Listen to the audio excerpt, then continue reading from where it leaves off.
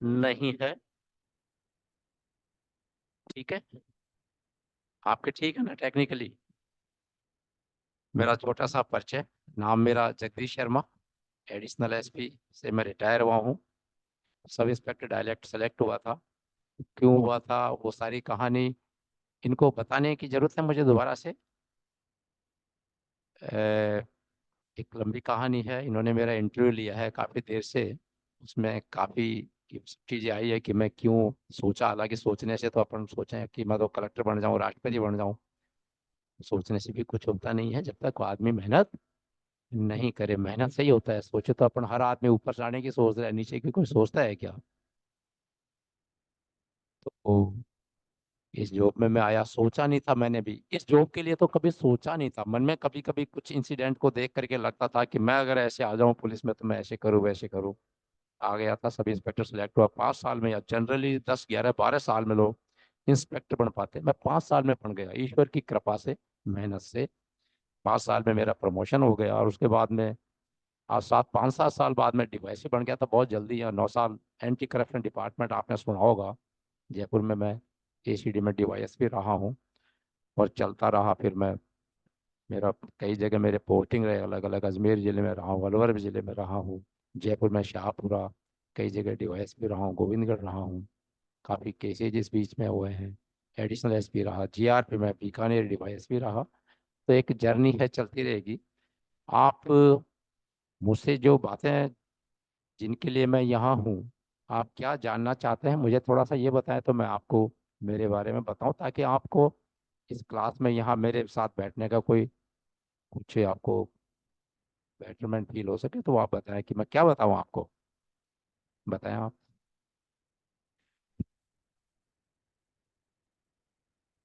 देखिए, police investigation के बारे में आपने मुझे पूछा है।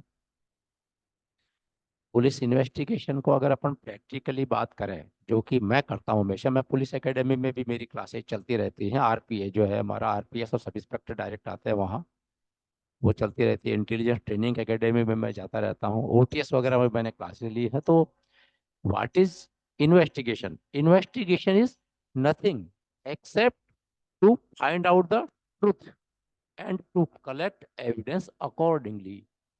समझ गए?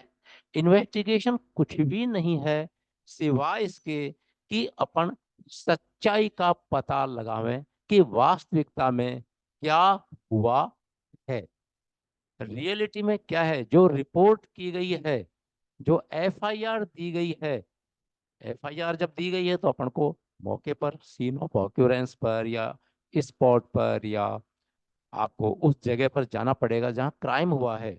वहां जाकर के आप मैनुअली इन्वेस्टिगेशन नहीं करेंगे कि हमारे पास ये रिपोर्ट आ गई तो अब इस रिपोर्ट के अकॉर्डिंग हम काम करते चले जाएं। आपको ये देखना है कि रिपोर्ट में सच्चाई है भी या नहीं है। बहुत सारी बार ऐसा हुआ है कि रिपोर्ट दे दी चोरी की, चोरी हुई ही नहीं है, आदमी ने खुद ने ही अपने जेवर चुरा करके बेच लिए। ऐसा भी होता है। मैं आपको एक इंसिडेंट सुनाता हूँ इसका छोटा सा, जिसमें आपको इन्वेस्टिगेशन की प्रैक्टिकल पता पड़ेगा। ये बात है, डीग पुलिस स्टेशन है भरतपुर से। कोई हो क्या आप में से? भरतपुर डिस्ट्रिक्ट में एक डीग है। डीग जगह है, कस्बा है, वो जिला बन गया है अभी। डीग के पास एक गांव है कटहरा। कटहरा गोवर्धन और डीग के बीच में है। गोवर्धन जो जगह है बड़ी फेमस। तो गोवर्धन और 12 किलोमीटर दूर है, जो यूपी में पड़ता है, मथुरा जिले में। और डीग पड़ता है भरतपुर जिले में। उस छोटे से गांव में एक पोस्टमैन था। उस पोस्टमैन, गरीब परिवार होता है, पोस्टमैन साइकिल लेके अपना, पोस्टमैन पहले होते थे, आजकल तो पोस्टमैन का काम भी शायद लिमिटेड सा हो गया। पोस्टमैन का एक बच्चा था, छठी क्लास में पढ़ता था। उसका नाम था दिलीप। मैं रिमेम्बर, मुझे आज उसका नाम आज भी याद है इतने सालों बाद। छठी क्लास में पढ़ता था। तो वो लड़के को गुटखा खाने का शौक लग गया। गुटखा खाता, और वहाँ गांव में एक आदमी पहले वीडियो पे पिक्चर विक्चर चला करते थे, वो कैसेट मिलते थे छोटे छोटे, आपको ध्यान हो तो, है ना, उसको लगा देते थे, वो पिक्चर चल जाती थी। तो वहाँ 2 2 3 3 रुपए ले लेकर के वो बिठा लेते थे नीचे ही, लोग बैठे हैं घंटे 2 घंटे, पिक्चर चल के फिर दूसरी लगा ली, इस तरह से होता था। तो वो गाँव की उस जगह जाकर के पिक्चर देखता रहता है सुबह से शाम तक। तो उसने कोई गोविंदा की पिक्चर देखी। उसमें गोविंदा की पिक्चर का मुझे नाम ध्यान नहीं आ रहा। वो गोविंदा की पिक्चर में जो गोविंदा होता है, वो कोई ट्रक चलाता है। और ट्रक चलाता हुआ, अब चूंकि हीरो को पिक्चर में दिखाया जाएगा तो उसको तो बहुत बड़े रूप में ही दिखाया जाता है, वो तो पैसे वाला भी होता है, रसूख वाला, उसको कहाँ।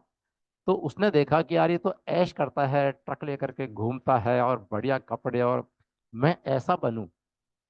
उसने देखा कि मेरे घर वाले के, मेरे पिताजी के पास तो है साइकिल, इसके पास तो, ये कहाँ से ट्रक तो जिंदगी में खरीद नहीं पाएगा। अब मैं क्या करूं। और मुझे उसने कोई पिक्चर देखी, उससे वो एक तरह से उसको अपन क्या बोलेंगे, मोटिवेशन तो नहीं करेंगे को, मोटिवेशन नहीं कहेंगे, मोटिवेशन एक पॉजिटिविटी की तरफ होता है। इसका नाम मैं बताता हूँ आपको। है, नो नो नो, इसका एक स्पेसिफिक ग्रुप मैं बताऊंगा आपको। सीआरपीसी में खूब आता है वो नाम, मेरे दिमाग से अभी निकल रहा है। दुष्प्रेरित तो हिंदी में हुआ, इसका इंग्लिश में बताऊंगा मैं आपको। दुष्प्रेरित, इस दुष्प्रेरित हिंदी में हुआ। वो लड़का, उसने क्या किया साहब कि एक दिन वो आया और अपना बैग एक साथी को संभला दिया कि इस बैग का ध्यान रखना, मैं आ रहा हूँ अभी। और वो अपने गांव से 4 किलोमीटर पड़ता था गोवर्धन, वहां जाकर के वो चला गया गोवर्धन में। गोवर्धन में आपने कभी गोवर्धन देखा है, भगवान के दर्शन किए हैं, भीड़ भाड़ सी रहती है। गिरिराज जी के, गिरिराज जी गोवर्धन गिरिराज जी बोलते हैं। तो वहां एक ट्रक वाला ट्रक खड़ा करके और चाय पी रहा था दुकान पर, ड्राइवर था जो। तो वो उस ट्रक को देख के उसके दिमाग में वही वो पिक्चर वाली बात आ गई कि यार ट्रक भी अच्छा है। और ये, अब वो छठी क्लास में पढ़ने वाला बच्चा, मुश्किल से 13-14 साल की सी उम्र, उस ट्रक को वो देखने लगा, उसके ट्रक के चारों तरफ चक्कर काटने लगा। 5-7 चक्कर जब उसने काटे तो ड्राइवर की निगाह पड़ गई कि यार ये बच्चा छोटा सा मेरे ट्रक के चारों तरफ घूम रहा है, क्या देख रहा है ये। तो उसने कहा, अरे क्या देख रहा है इधर आ। तो वो छोरा आ गया, क्या देख रहा है तू। क्या, नहीं नहीं बाबूजी, बस मैं तो वैसे देख रहा था। तो क्या, तू कहाँ का है, तेरे घर वाले क्या करते हैं, कि घर वाले तो मर गए। तू क्या करता है, कि कुछ नहीं करता। तो क्या कुछ करना चाहता है, ट्रक पे रहना चाहता है। साहब बहुत ही मजा आ जाएगा, मैं तो, मेरे को तो रोटी चाहिए, उसका तो काम हो गया। तो उसने कहा सब ठीक है, चाय पी, उसको चाय पिलाई और अपने ट्रक में उसको बिठा लिया, और बिठा करके वो चल दिया। और चलते चलते दिल्ली फिल्ली हरियाणा वरियाणा जहां जहां जाना था गया। वो छोरा ऐश करता आराम से, उसको तो गोविंदा के रूप में अपने आप को देख रहा था। उसको बढ़िया खाना खिला देता ढाबे पे गरम गरम। चलता रहा चलता रहा। आप देखिए 3-4 दिन हो गए, जब वो छोरा नहीं आया तो उसके घर वालों को, तो वो काफी तलाश करते हैं, रिश्तेदारों में तलाश किया और जगह तलाश किया, जब नहीं पार पड़ी, कहीं नहीं कहीं, तो उन्होंने थाने में रिपोर्ट करी। सर्दी के दिन थे और रात का टाइम था, 9 बजे 2 ट्रैक्टरों में भर करके लोग आए। वो पोस्टमैन आया और उसके साथ साथ बहुत सारे लोग के साथ, हमारा बच्चा गायब है। और इस आदमी ने हमारे छोरे का और अपहरण मम्मा, किया है। इस आदमी ने उस गांव का एक हिस्ट्री शीट आप बदला मुझे था। इसका ड्राइंग बॉक्स ला दो। बहुत सारी चीजें रखा हूँ क्योंकि इस ड्राइंग बॉक्स की हालत लॉन्ग।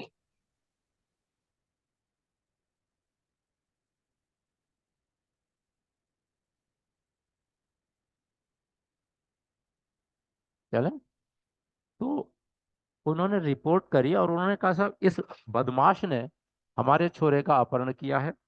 बदमाश का नाम ये है, नाम बताया, हिस्ट्री शीट था हमारे थाने का, उसने मर्डर किया हुआ था उस हिस्ट्री शीट ने।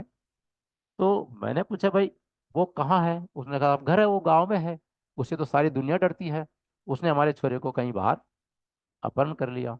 तुम कैसे कहते हो अपहरण किया, कि साहब इसलिए कहते हैं कि हमने गांव में पंचायत जोड़ी, गांव में यही काम होता है पंचायत जोड़ने का।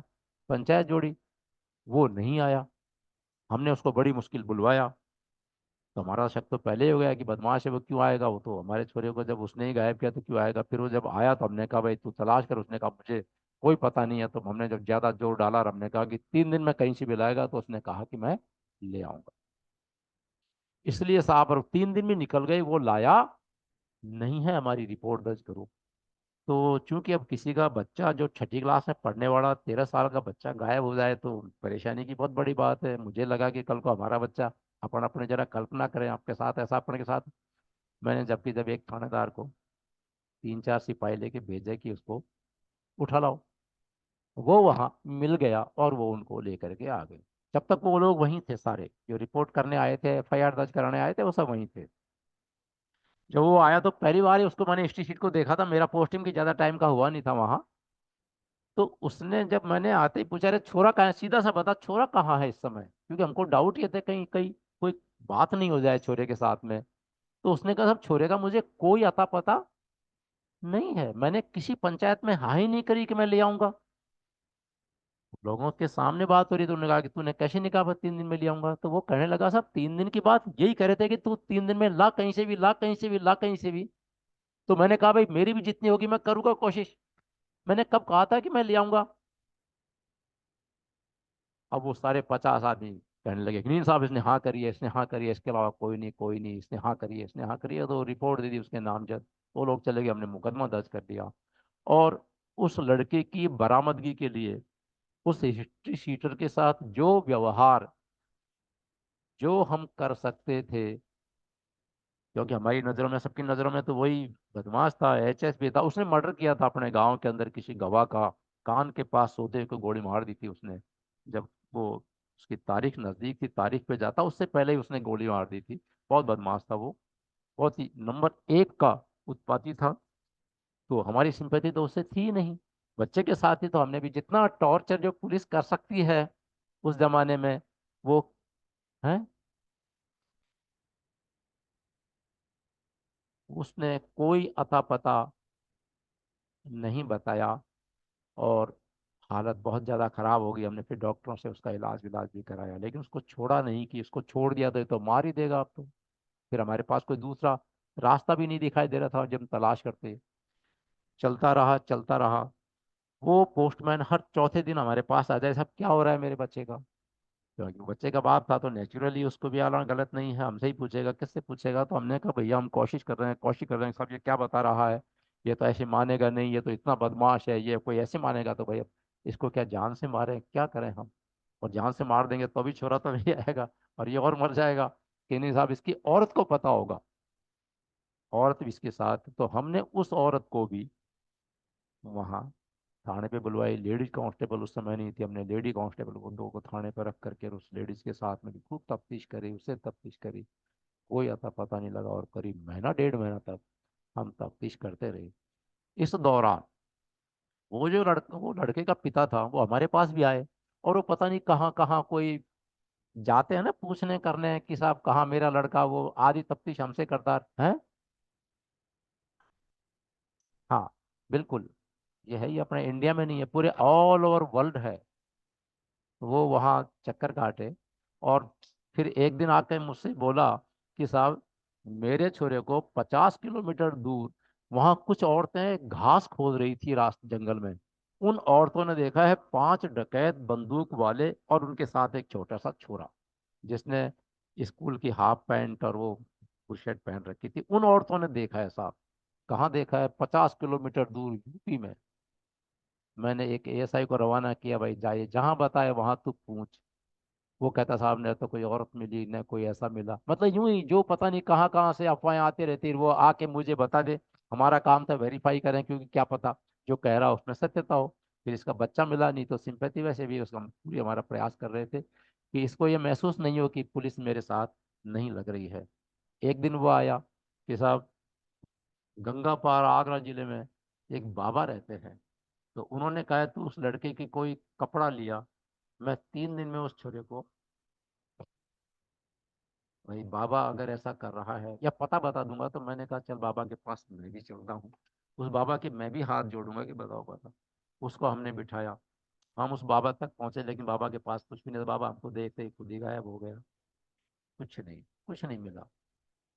हमने उससे कहा "अरे इन चक्करों में मत पड़", लेकिन हम एक दिन वो मेरे पास आया, और उसके पास एक अंतर्देशी पत्र पहले आया करते थे। अंतर्देशी आपने नहीं देखे होंगे, एक अंतर्देशी कागज होता था पोस्ट कार्ड की तरह, आपने देखा है। वो अंतर्देशी कागज में उसके पिताजी के नाम का आया हुआ था, और वो उसने खोल के पढ़ा हुआ था। उसने ला के मुझे दिया कि साहब एक एक कागज मेरे पास आया, चिट्ठी आई है। मैंने उसको खोल के देखी तो वो हरियाणा से थी। जिला सोनी सोनीपत से एक आदमी ने डाली थी। उस चिट्ठी में लिखा हुआ था कि तुम्हारा गोविंदा, उसका नाम तो था दिलीप, लेकिन उस लड़के ने क्या किया था, कि सब जो भी स्टूडेंट्स थे ना उसके क्लास के, वो कहता था कि मेरा नाम गोविंदा गोविंदा गोविंदा, सब उससे गोविंदा बोलने लग गए थे। इस बात का हमको पता नहीं था। तो गोविंदा, उसमें उसमें लिखा तुम्हारा गोविंदा मेरे यहाँ पर है। अगर तुम इसकी तलाश कर रहे हो इन, तो इसकी चिंता मत करना, तुम यहाँ आकर के इससे मिल सकते हो। ठीक है। वो चिट्ठी में मैंने देखा तो भाई मैंने कहा तेरे लड़के का नाम तो गोविंदा है ही नहीं। उसने कहा साहब कभी कभी लोग उसको गोविंदा भी कह देते थे। तो फिर मेरे को डाउट हुआ कि यार गोविंदा वाली बात सही हो सकती है। तो मैंने कि ऐसा ही था हरियाणा का, उसको कहा तू गाँव जाना चाहेगा, तेरे सोनीपत जिले का था। उसने कहा साहब मेरे को तुरंत छुट्टी दे दो, मैं जाना चाह रहा हूँ। थाने में छुट्टियां कम मिलती हैं, काम बहुत ज्यादा होता है ना। आप मजिस्ट्रेट बन जाओगे तो आपको खूब छुट्टियां मिला करेंगी, आपके पास छुट्टी छुट्टी रहेंगी, है ना। लेकिन थानों में बहुत दिक्कत रहती है छुट्टी की। मैंने उससे कहा तो सबसे पहले वहाँ इस पते को, इसको चिट्ठी को ले जा और इसके पते पे पहुंच, और जब जाए तो वो जो भी थाना पड़ता है उस थाने से किसी को साथ ले लेना। और अगर लड़का मिल जाए बाय द वे, तो उस लड़के के सारी बात तसल्ली से पूछना, और उस जो पुलिस वाला लेके जाए उसके भी सिग्नेचर उस पे करा लेना, जिसके यहाँ मिलता है उससे भी कराना, और जिसने चिट्ठी लिखी है उसके सबके सामने बातचीत करना, अकेले में बात मत करना। उसने कहा सब ठीक है। वो चला गया, हमको पता नहीं था मिल जाएगा। वो वहां पहुंच गया, वहां लोकल थाने से सिपाही को या किसी को ले गया। और जब वो गया तो वो जिसने चिट्ठी लिखी थी वो अपना बहुत बड़ा उसका बाड़ा सा था, उसके आगे बैठा हुआ था। तो उसको देखते ही वो समझ गया वो आदमी भी कि पुलिस आई है। पुलिस कैसे आई है, राजस्थान पुलिस लिखा हुआ है, हमारे यहाँ की भी पुलिस है हरियाणा की। तो उसने कहा साहब कैसे की चिट्ठी तुमने लिखी है क्या, तुम्हारा नाम ये है क्या, कि हाँ मैंने ही चिट्ठी लिखी है। तो क्या हम उस लड़का कहाँ है, कि लड़का पीछे सो रहा है। तब तक लड़के को 4-5 महीने हो गए थे गायब। बड़ा दिक्कत हो रही थी, लोग आईजी डीजी और यहाँ मिल रहे थे।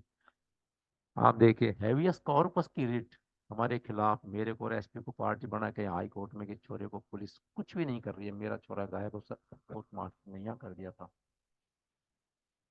ये सब लाओ।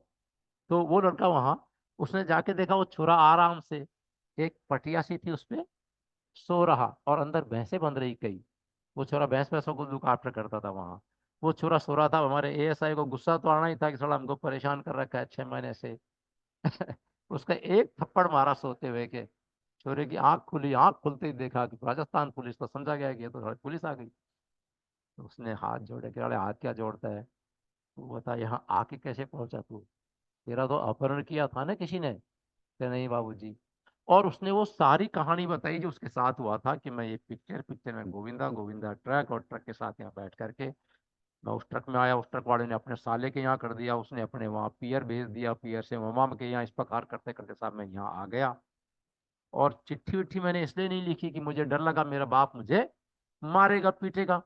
और मैंने सब लोगों को बोलता रहा मर गया मर गया। एक दिन इसने मुझसे पूछा तो मैंने कह दिया कि मरा तो नहीं है, जिंदा है, लेकिन अब मैं डर के मारे, और मैंने इसको नाम बता दिया। तो मुझे पता नहीं इसने कब चिट्ठी लिख करके भेज दी, नहीं मैं यहाँ से भी गायब हो जाता।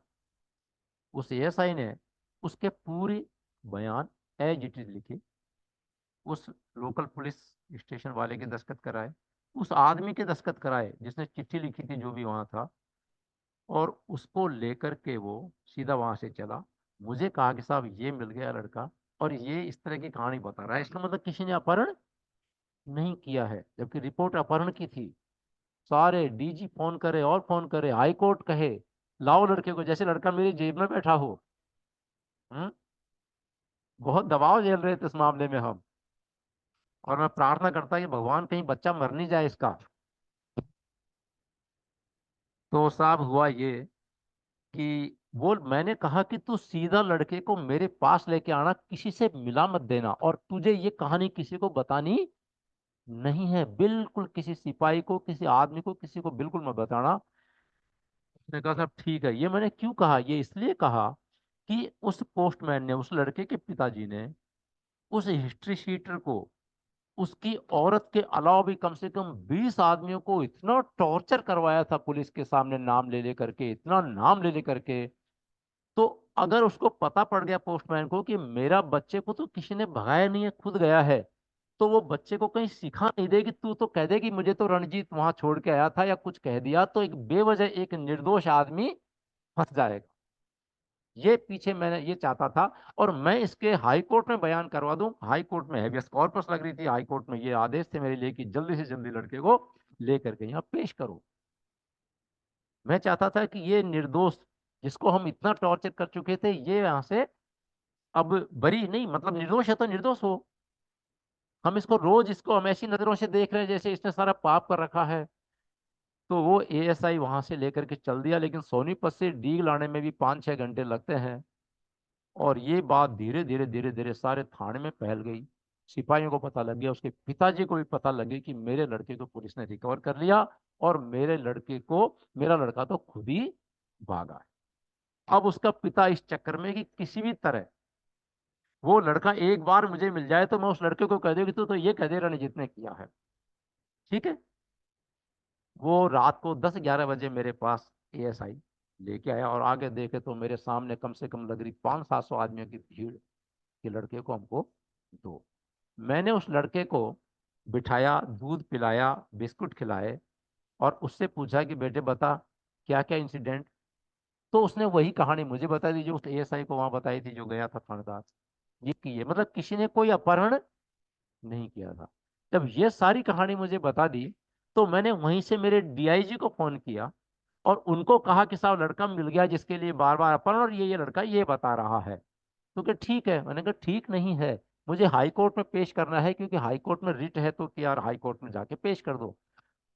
उस दिन शनिवार का दिन था, दूसरे दिन संडे था। अब संडे तक हम बच्चे को थाने में रोक नहीं सकते, और संडे के दिन हाई कोर्ट की छुट्टी रहती है। तो मैंने यहाँ जो एडवोकेट जनरल थे, क्योंकि हम कई बार मैं उस पेशी में आ चुका था तो मेरे पास नंबर थे, मैंने उनसे बात करी कि साहब ये लड़का मिल गया, और यहाँ प्रॉब्लम ये रही है कि बच्चे को छोड़ दिया तो ये दिक्कत आएगी, नहीं छोड़ता हूँ तो अभी ठीक नहीं है, लोगों को पता पड़ेगा, लड़के को मैं कहाँ तक गया, भीड़ लगेगी 5,000 की, तब छुड़वा लेंगे, प्रॉब्लम आएगी, क्या घोड़ी थोड़ी चलाएंगे। तो मैं इसको हाई कोर्ट में एक बार लेके इसलिए भी आना चाहता हूँ कि जज साहब इससे पूछ लें, पहले इसके बाप इसको कुछ कहे उससे पहले जज साहब पूछ लेना इसको। हाई कोर्ट की जब रिट कर रखी है तो फिर रिट से मतलब है क्या? पूछो भी तो सही ना तुम लोग की वास्तविकता में क्या हुआ है। तो कि ठीक है आप ले आओ, और हम इनको बंगले पे पेश कर देंगे। तो मुझे नाम ध्यान नहीं आ रहा, शायद नाम ध्यान आ जाएगा, जज साहब थे, गांधीनगर के सरकारी बंगले में रहते थे। मैं रात को प्राइवेट बस करी, 10-15 सिपाही लिए, उस लड़के को साथ लेकर के वहां से रवाना हो गए। उसके पिताजी को पता पड़ गया कि मैंने जो रिट कर रखी है उसमें ये जयपुर लेके चले गए, तो पीछे से 8-10 गाड़ियों में वहां से काफी सारे लोग मेरे पीछे पीछे जयपुर आ रहे हैं। सुबह यहाँ आके पहुंचे, वो एडवोकेट जनरल तैयार था, बहुत अच्छा आदमी था, जयपुर वहाँ के अलवर के थे वो रहने वाले। और वो सीधे बंगले पे पहुंचे, उन्होंने कहा साहब आप रुको मैं भी जाके आता हूँ, और अंदर जाके उन्होंने सारी बात बताई। तो जज साहब ने मुझे तुरंत लड़के के साथ बुलवाया, मैं लड़के को लेके गया, जज साहब ने अपने ड्राइंग रूम में बिठाया, चाय पिलाई उस लड़के को भी, हम सबको, और उससे बात करी। तो लड़के ने वो की वही बात बता दी जो मुझे बताई थी, जो उसे एसआई को बताई थी, जो बात मैंने डीआईजी को बताई थी, वो सारी बात एजिटिव बता दी। लड़के को बड़े प्यार से सब तरह से पूछ लिया, और फिर मैंने जज साहब को बताया भी कि इसके और इतने में तो भीड़ होगी आगे वहाँ, फिर वही 2-3 हजार आदमी इकट्ठे हो गए गांधीनगर में, इस छोरे को हमको दो, पुलिस हमारे छोरे को तंग कर रही है। अब ये हो गया कि पुलिस तंग कर रही है, क्योंकि पुलिस न्याय की पथ पे चल रही थी, लोग कह रहे हैं तंग कर रही है। जज साहब ने लिखा, एक कागज पे लिखा कि इस लड़के को आज इन्होंने पेश किया। लड़के ने कहा कि मैं, मेरी मर्जी है, शॉर्ट में ये लिख करके, और कहा कि अब आप इसको एक बार मुंसफ मजिस्ट्रेट के बयान करवा दीजिए इसके लड़के के। तो मुंसफ मजिस्ट्रेट, वही संडे का दिन छुट्टी, तो मैं रखूं कहाँ उस बच्चे को? बच्चे को रखना भी वैसे आपके एक्ट में लिखा हुआ है, जुडिशियल जो किशोर एक्ट है ना, उसमें लिखा है बच्चे को रख ही नहीं सकते, महिलाओं को नहीं रख सकते, महिलाओं को रात को गिरफ्तार नहीं कर सकते, महिलाओं को हवालात में बंद नहीं कर सकते, बच्चे को तो बिल्कुल उसके साथ सिविल क्लॉथ में ही रहना पड़ेगा। तो जज साहब तो सारे समझते थे, जज साहब ने तुरंत वहां फोन किया मुंसफ मजिस्ट्रेट को, संडे के दिन की कोर्ट खोल करके तैयार रहिए, ये आ रहे हैं, उस बच्चे के बयान लीजिए। तो नगर बीच में पड़ता है, नगर एक जगह है, वहां मजिस्ट्रेट साहब कोर्ट लगा करके तैयार थे। मैंने एसएचओ को फोन किया कि काफी सारे मेरे पीछे लोग आ रहे हैं, तो कहीं कोई बात नहीं हो जाए, तू थोड़ा ध्यान रखना, वहाँ हम आ रहे हैं। और मैं सीधा बच्चे को लेके वहां गया, मजिस्ट्रेट साहब पहले से तैयार थे, और मजिस्ट्रेट को मैंने फोन पे कह दिया था कि यहाँ भीड़ आ जाएगी, प्रॉब्लम हो जाएगी, तू जितनी जल्दी हो फटाफट बयान रिकॉर्ड कर ले। जैसे ही मैं जज साहब के हाई कोर्ट के जज साहब के से निकला, तो वो आदमी लड़के का पिता मुझे आके कहता है कि मेरे लड़के को लिए लिए जब अब तक तो वो बड़े नरमी से बात कर रहा था मुझसे, वो कहता है मेरे लड़के को लिए आप कहाँ डोल रहे हो, मेरे बच्चे को मारोगे क्या, परेशान करोगे क्या, मुझे दीजिए मेरे बच्चे को। मैंने कहा भाई बिल्कुल, तेरे बच्चे को तुझे संभलाने के पहले जो पुलिस की जरूरी कार्रवाई होती है वो हम निपटा रहे हैं, बच्चे देख देख ले, बच्चा तेरा कोई दिक्कत कहीं बच्चे को नहीं है। उसको बड़ा अखर रहा था वो, क्योंकि बच्चे से मिलना चाहता था वो 1 मिनट के लिए। और हम सीधे लेके रवाना हो गए। उसको पता नहीं यहाँ कैसे लग गया पता, ये बयान करवाएंगे, तो चाहता था कि बयान नहीं करवाएं, बयान करवाने से पहले बच्चा एक बार मुझसे मिल ले, तो मैं बच्चे से कह दूं कि बयान अब ये दे देना। हम वहाँ पहुंचे, बच्चे के बयान हुए, 15-20 मिनट में मजिस्ट्रेट साहब ने बयान लिखे और साफ हो कि वही कहानी सारी लिख दी जो अब तक वो सबको कहता आया था। और जैसे ही मजिस्ट्रेट साहब ने बयान लिए, भीड़ वो पीछे आ गई थी। मैंने वो बयान लेते ही और उस बच्चे के पिता को कहा, भैया आप तेरे बच्चे को तू ले समा, तो कहता है मैं तो नहीं लेता। आपको बता रहा हूँ, एक मतलब आप देखिए, एक बाप अपने बच्चे के लिए अब कह रहा है कि अब नहीं लेता, क्योंकि अब उसको कोई मतलब नहीं रहा, मैं तो नहीं लेता। तो मैंने कहा भाई कोई दिक्कत नहीं, बच्चा है, नहीं ले तो मैं लिख लेता हूँ कि बाप ने बच्चे को लेने से अब मना किया, कोई बात नहीं, मैं लिख लेता हूँ कि नहीं, लिखो मत, लाओ दे दो। ले रसीद ली और दे दिया। अब उसने मुंह बिगाड़ के, उसको मुंह ऐसा हो रहा था जैसे बच्चा मिला नहीं, वो बड़ा परेशान था, क्योंकि उसका पर्पस सॉल्व नहीं हुआ। वो चाहता, अब उसको लोग कोसने लगे, कौन से उसके रिश्तेदार की तूने यूं ही मरवा दिया, यूं ही रिपोर्ट कर दी, झूठी सच्ची। तो वो परेशान था, वो चला गया, हम हमारे थाने पे चले। आप देखिए साहब वो क्या करता है वो आदमी। ये आपको इन्वेस्टिगेशन की बात बता रहा हूँ कि इन्वेस्टिगेशन सही ही करनी चाहिए पुलिस को। वो उस बच्चे को लेकर के और भरतपुर गया। भरतपुर में एक डॉक्टर से, प्राइवेट डॉक्टर से उसने बच्चे की चोटें लिखवाई, 70 चोटें डॉक्टर ने बना दी। 70। बहुत आसान है चोटें बनाना, है ना। आप ये चोट आपके फटाक से यूं करते, ये चोट ये चोट ये चोट, 70 चोट उस डॉक्टर ने लिख करके और एक मेडिकल बना करके उसके पिताजी को दे दिया, मैनेज किया उसने। और उसने वो लेकर के और मेरी एक कंप्लेंट करी गृह मंत्री को और मुख्यमंत्री को।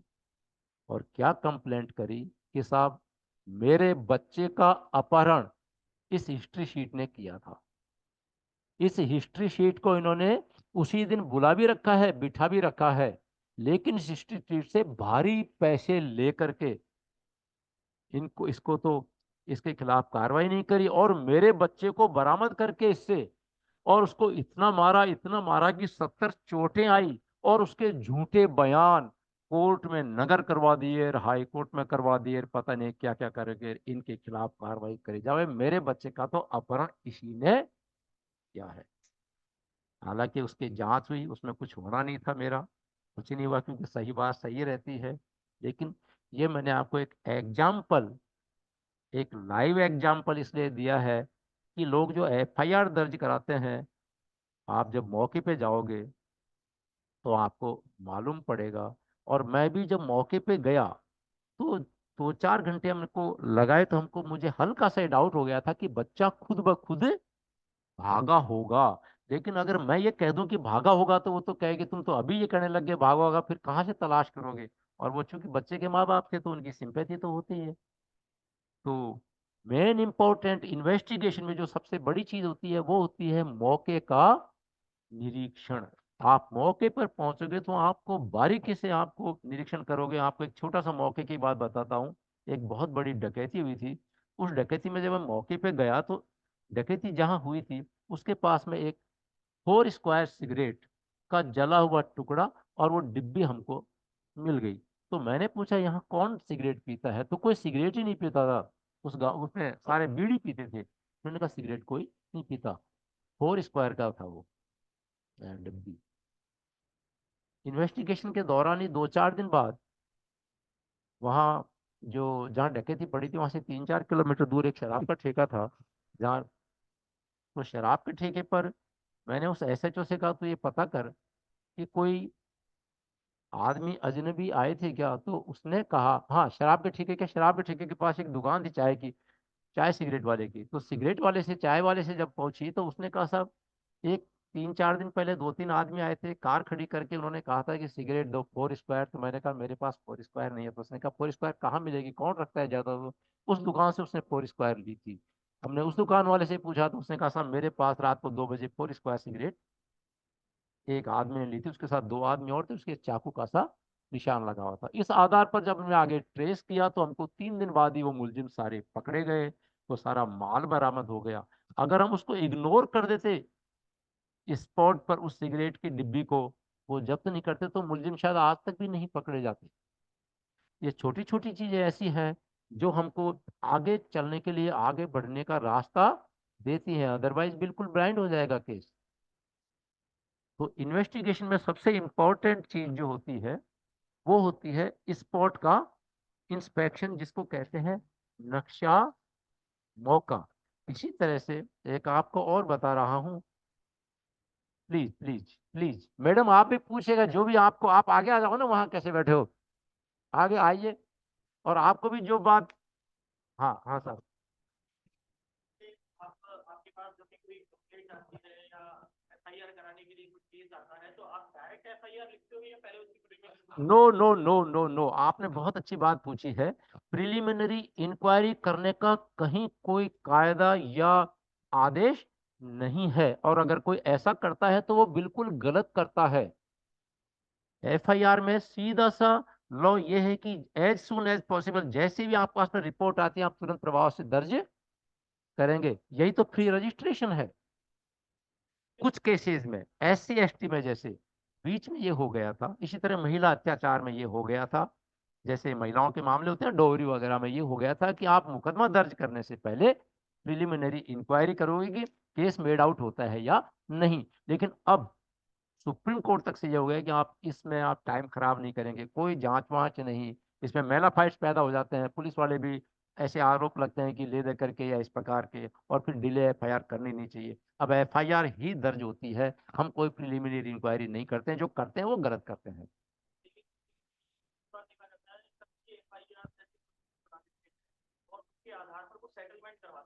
एग्जैक्टली ये कानून के पूरी तरह खिलाफ है, नहीं होना चाहिए, लेकिन कई जगह ऐसा हो रहा है। जब जब भी अधिकारियों के नोटिस में इस प्रकार के मामले आते हैं, कोई शिकायत होती है, ये पाई जाती है सच, तो उसके खिलाफ उस IO के या SHO के या उस थानेदार के खिलाफ सख्त एक्शन लिया भी जाता है।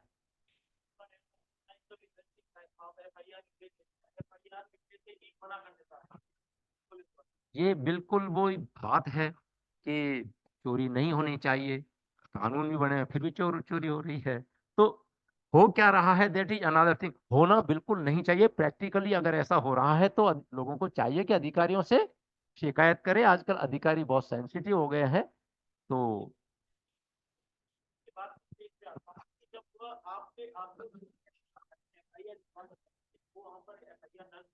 अ, तो आपको जब रेमेडी चाहिए तो आप एफआईआर तो दर्ज करवा सकते हैं।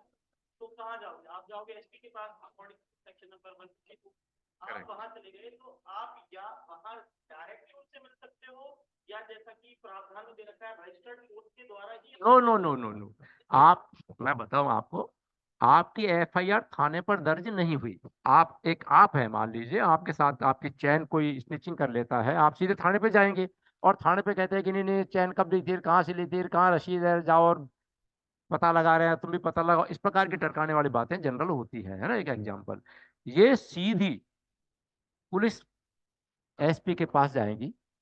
SP से के पास भी नहीं, अगर आप DSP के पास भी जाके रिपोर्ट दोगे, DSP उसको एंडोर्स करके दर्ज करवा देगा, एडिशनल SP करवा देगा। नहीं, SP के पास जाके आप रिपोर्ट दीजिए। आप चाहे तो डाक से भेज सकते हैं, आप चाहे तो पेश हो सकते हैं। आपकी एफआईआर तुरंत प्रभाव से वो अधिकारी एंडोर्स करके उस थाने पे भेज देगा जहां दर्ज आपकी पहले नहीं की गई। SP ने भी अगर नहीं करी तो SP से सीनियर जो अधिकारी बैठते हैं, आप उनके पास मिल सकते हैं, उनके पास जाएंगे, वो दर्ज करवा देंगे। अदरवाइज कोर्ट में 156(3) में जाके इस्तेगासा दर्ज करवा सकते हैं, आपका इस्तेगासा थाने पे आ जाएगा। वो तो फिर लास्ट रेमेडी है।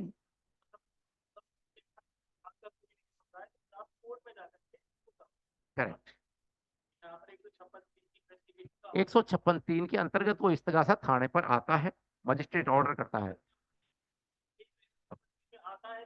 प्रक्रिया क्या होती है, कैसे करते हैं? जैसे आपने तो लिया नहीं, हाँ, तो वो कोर्ट में जाना है, राइट, कोर्ट में, और कोर्ट में जब आप जाओगे, आपको पता है क्या इस तरह के ये जो बता रहे हैं इसमें आप क्या कर सकते हैं? आपकी एफआईआर दर्ज नहीं हुई, आपकी कहीं दर्ज नहीं हुई, तो आप कोर्ट में जाओगे। एक मिनट, मैं 156(3) की कोई एप्लीकेशन फाइल नहीं होती है। कोर्ट में जो भी काम होते हैं वो सब एडवोकेट के थ्रू ही होते हैं। और आप किसी एडवोकेट के पास मिलोगे और उनसे कहेंगे कि एडवोकेट साहब मेरे को एफआईआर दर्ज करानी है, मेरी एफआईआर थाने में कोई ले नहीं रहा, ऊपर भी कोई नहीं, मैं गया था। तो वो फिर एक एफआईआर खुद आपकी लिखेंगे, टाइप कराएंगे, और वो एफआईआर को वो कोर्ट में पेश करेंगे, उस पर आपके दस्तखत होंगे, समझ गए? वो टाइप होगी, टाइप होके वो कोर्ट में पेश करेंगे मजिस्ट्रेट को, और मजिस्ट्रेट उसके ऊपर ऑर्डर करेगा। वो 190 सीआरपीसी के अंतर्गत ऑर्डर करेगा, और वो जो थाने पे भेजेगा वो 156(3) में प्रावधान है कि मजिस्ट्रेट उसको थाने पे भेजे, और जब थाने पे भेजेगा तो थाने को दर्ज करनी ही पड़ेगी। ये है फाइल। अगर इस तरह का हो जाए सीधी फाइलिंग, ये कहाँ होता है? इसीलिए न्याय आसान नहीं है आम आदमी के लिए। बिना पैसे के आपको कोई एडवोकेट, कौन एफआईआर लिखेगा आपकी, कौन मजिस्ट्रेट साहब को पेश करेगा? तो वो फिर ये, समझ गए? और फिर वो एफआईआर बाकायदा उसी तरह से उसकी इन्वेस्टिगेशन होगी जैसे कि सीधी थाने पर दी हुई है। जैसे मैम, आप भी कोई बात हो तो आप बिल्कुल पूछेगा, इन्होंने अच्छी बात पूछी है, ये जनरल चीजें हैं जो इन बच्चों के दिमाग में आनी चाहिए। नहीं नहीं नहीं, आप भी प्लीज पूछिएगा। आप लोग तो कोई ज्यादा संख्या में भी यहाँ नहीं हो कि साहब आपको कोई संकोच हो, यू कैन आस्क एनीथिंग, है ना, रिगार्डिंग पुलिस, पुलिस जॉब। आपके संबंध में मैं जुडिशियल ऑफिसर नहीं हूँ, लेकिन फिर भी चूंकि सीधा संपर्क रहा है, कई मेरे अच्छे सेशन जज मित्र हैं, बहुत ही शानदार शानदार। तो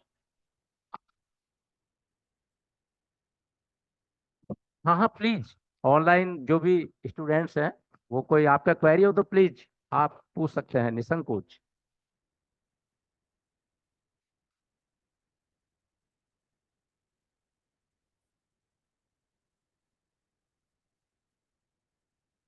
ऑफिसर इंचार्ज की भी जिम्मेदारी है, मान लीजिए, इट्स ए गुड क्वेश्चन। आप मेरे पास रिपोर्ट ले आए, मैं एसएचओ लग रहा हूँ, आप मेरे पास रिपोर्ट लाए, और रिपोर्ट जब आप लाएंगे तो सिग्नेचर करके ही लाएंगे। अगर आपके सिग्नेचर करे हुए नहीं तो मैं कहूंगा सिग्नेचर करके दीजिए। अगर आप रिपोर्ट ही दर्ज करवाना चाहते हैं सिग्नेचर करिए, तो आप सिग्नेचर करके देंगे। फिर मैं एफआईआर दर्ज करूंगा। एफआईआर आजकल ऑनलाइन दर्ज होने लग गई है। एफआईआर पे आपके सिग्नेचर होंगे। आप अगर सिग्नेचर दर्ज करने से मना करेंगे तो आपको सिग्नेचर एसएचओ कराएगा ही कराएगा। आपसे ही सारा केस शुरू हो रहा है। अगर आप अभी मना कर रहे हैं तो कल को क्या, मैं इन्वेस्टिगेशन करके क्या आगे मैं कर पाऊंगा? कुछ नहीं कर पाऊंगा। इस जो पीड़ित है, कंप्लेनेंट है, वही सिग्नेचर नहीं कर रहा, इसका मतलब केस कहीं आगे बढ़ ही नहीं रहा है। बहुत जरूरी है। हेलो। नमस्ते सर। हेलो सर, मैं ये पूछना चाह रही हूँ कि प्लीज जैसे प्लीज, आपको। हाँ मैम, हाँ बताएं साहब। Yes sir. सर, मैं ये पूछना चाह रही हूँ, जैसे आपको कहीं से इंफॉर्मेशन मिली कि कोई घटना हुई है, कोई भी मर्डर डेकोइटी, तो सर आप वहाँ पे घटना स्थल पर जाते हो तो आप खुद से एफआईआर लिखते हो, या फिर मतलब जैसे किसी ने नहीं कहा, आपको बस ये इंफॉर्मेशन मिली है कि कुछ घटना हुई है, आप वहाँ पे जाते हो, तो फिर सर क्या प्रोसीजर रहता है? आपकी बात मैं समझ गया। अगर इस प्रकार की कोई इंफॉर्मेशन पुलिस को मिलती है कि फला जगह पर कोई चोरी हो गई, डकैती हो गई, कोई मर्डर मर्डर हो गया, एक्सीडेंट हो गया, पुलिस वहां पर तुरंत पहुंचेगी। वहां कोई एफआईआर की वो इंतजार थाने पर बैठ के नहीं करेगी। और जब वो वहां पर पहुंचेगी तो वहां पर वो सीधी रिपोर्ट उस व्यक्ति से ले सकती है जो पीड़ित हुआ है। मान लीजिए कोई कैजुअलिटी हो गई, कोई खत्म हो गया, तो जो उसका परिजन हो वो रिपोर्ट दे सकता है। कोई परिजन भी उसके साथ में नहीं है तो जो प्रत्यक्षदर्शी वहां पर हो वो रिपोर्ट दे सकता है। इस तरह की जो रिपोर्ट हम लेते हैं ये कहलाती है पर्चा बयान। और इस पर्चा बयान को फिर हम एंडोर्स करके थाने पे भेज के उस पर एफआईआर कायम करवा लेंगे। मुकदमा आपका दर्ज हो जाएगा। इसके लिए आपको पुलिस स्टेशन पर जाने की जरूरत नहीं पड़ेगी। ठीक है आपको, सर, थैंक यू सर। जी, हाँ, एक क्वेश्चन। आप सर पूछ रहे नमस्ते। थे साहब कुछ? हाँ,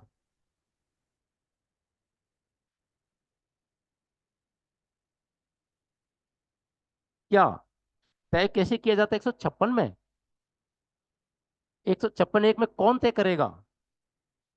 तय करने की प्रॉब्लम आपको कैसे, ये प्रॉब्लम कैसे आप किस आधार पे आई? जैसे आपको मैं एग्जांपल दूं, जैसे इनके साथ मान लीजिए सपोज एक चैन स्निचिंग की घटना हो जाती है, तो ये यहाँ पे पता कर लेंगे कि मेरा थाना कौन सा पड़ता है। अगर पता नहीं है तो थाना को इनको बता ही देगा, अपने थाने पे जाएंगे। थाना वाले दर्ज नहीं कर रहे, अधिकारियों के पास जाएंगे, सपोज वहां भी दर्ज नहीं, तो कोर्ट में, तो कोर्ट में जब जाएंगे तो एडवोकेट अपने आप बता देंगे कि फला थाने का ज्यूरिडिक्शन की कोर्ट ये है। और वो वकील साहब बता देंगे, वकीलों को पता रहता है कि थाना जैसे सपोज ट्रांसपोर्ट नगर, तो ट्रांसपोर्ट नगर का कोर्ट ये है। तो वो उसी कोर्ट में वो इस्तगासा पेश हो जाएंगे। हर थाने का पर्टिकुलर कोर्ट होता है थाने से संबंधित की है, जुड़ा हुआ मतलब आप, हाँ, कि इस थाने की कोर्ट फला है, इस थाने की कोर्ट फला है, इनका इनकी कोर्ट तय रहती है। थाने के आधार पे कोर्ट होते हैं ये नहीं, अपन कई बार दो दो तीन तीन थानों के भी एक कोर्ट हो सकता है, चार पांच थानों का भी एक कोर्ट हो सकता है, उनके अंतर्गत थाने हो गए। समझ में आ गई? हाँ। एफआर का, एफआर का मैम प्रोसीजर ये होता है कि कोई मुकदमा दर्ज हुआ, फॉर एग्जाम्पल मैं वापस उसी उदाहरण पे आता हूँ कि साहब मेरी चैन, मेरी चैन इन्होंने फला ने आकर के तोड़ के ले गया। सपोज इन्होंने रिपोर्ट दर्ज करा दी, मेरी चैन तोड़ के ले गया। जब पुलिस ने मुकदमा दर्ज कर लिया और जब पुलिस ने इन्वेस्टिगेशन किया तो पता पड़ा कि इनकी चैन तो गई नहीं है, टूटी ही नहीं है, बल्कि एक के साथ आपस में इनकी कहासुनी हो गई थी मोटरसाइकिल थोड़ी सी भिड़ने को लेकर के। तो इन्होंने तंग कराने के लिए उसके ये लगा दिया कि मेरी चैन तोड़ गई। हमने तफ्तीश में फाइंड आउट किया। तफ्तीश मीन्स इन्वेस्टिगेशन, इन्वेस्टिगेशन एंड तफ्तीश। ये समझ में नहीं आए तो आप चुप मत रहो, पूछ लो। तफ्तीश फारसी भाषा का शब्द है जिसका मतलब होता है अन्वेषण, अनुसंधान, इन्वेस्टिगेशन। ओके। तो तफ्तीश में, इन्वेस्टिगेशन में, अनुसंधान में पाया कि ये तो मुकदमा बना ही नहीं, तो इसमें क्या करेंगे? एफआर देंगे। एफआर का मतलब होता है फाइनल रिपोर्ट। हम ये लिख देंगे कि इसकी तफ्तीश की गई तो ये पाया गया गवाहों के बयान से, मौके के अनुसंधान से, कि इनके साथ में चैन स्निचिंग जैसी कोई वारदात नहीं करी गई है। जिस आदमी का नाम लिखा गया उससे इनकी इस बात को लेकर रंजिश चल रही थी या इस बात को लेकर आपस में मारपीट हुई है। इनकी चैन कोई भी नहीं गई है, जिसके ये रीजन है। कोई चैन जाने का कोई निशान नहीं, वहाँ किसी ने चैन की बात कही नहीं है, चैन की बात इन्होंने आके थाने पे बताई। ये सारी चीजों से ये चैन नहीं गई है, इसलिए इसमें एफआर दी जाती है। फिर वो एफआर लिख करके सारे डॉक्यूमेंट्स के साथ अधिकारियों से आदेश लेकर के कोर्ट में भेज दी जाती है, जो संबंधित कोर्ट होता है। कोर्ट उसको मंजूर कर लेती है। हाँ।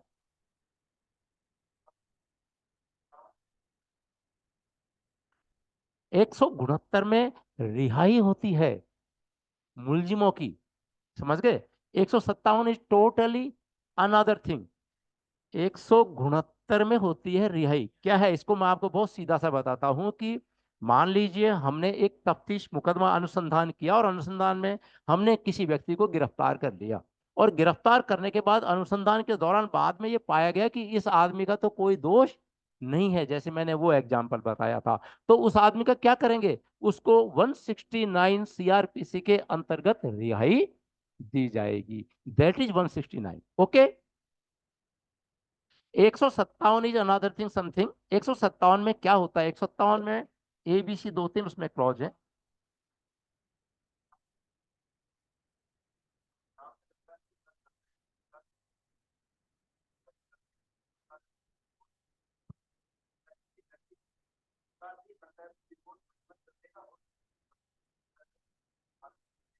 देखिए 157 जो है ना, इसमें दो चीजें होती हैं। एक होती है कि जैसे सपोज कोई आप ऐसी रिपोर्ट दे रहे हो जो बहुत ही वैल्यूएबल बिल्कुल भी नहीं है। जैसे कोई आदमी कहे कि साहब मैं तो चप्पल पहन के आया था और मेरी चप्पल मैंने मंदिर के आगे खोली, कोई लेके चला गया आपकी 50 रुपए की चप्पल। अब आप कहोगे मेरी तो एफआईआर दर्ज कर लो, तो पुलिस अपना टाइम भी खराब करेगी जिसका कोई मतलब नहीं है। लेकिन पुलिस दर्ज करेगी और इसको 157 बी के तहत ये लिख सकती है कि इसको रिपोर्ट को दर्ज करके इस पे अनुसंधान करने का कोई मतलब नहीं है, क्योंकि ये बहुत ही अनवैल्यूएबल संपत्ति है। ये 157 बी का ये मुख्य मुख्य मतलब है। 169 टोटली अलग है। 169 में जब गिरफ्तारी कर ली जाती है तो उसकी रिहाई होती है। 169 में जब अगर हमने गिरफ्तार नहीं किया किसी को और हमने कह दिया कि इसका नाम हम गिरफ्तार इसको नहीं करेंगे क्योंकि इसका नाम तो है लेकिन इसका कोई दोष नहीं है, तो 169 इस पर लागू नहीं होगी। 169 तभी होगी जब मैंने आपको गिरफ्तार कर लिया। आज कोई इन्होंने रिपोर्ट करी, मैंने गिरफ्तार कर लिया, कल पता पड़ा कि यार ये तो झूठा गिरफ्तार हो गया, इन्होंने कुछ नहीं किया, तो मैं फिर, आप गिरफ्तार हो चुके हो तो 169 की रिपोर्ट करूंगा कोर्ट में कि इसको रिहा किया जाए। ये हमने गिरफ्तार कर चुके थे लेकिन अब ये अपराध नहीं बनना पाया जाता।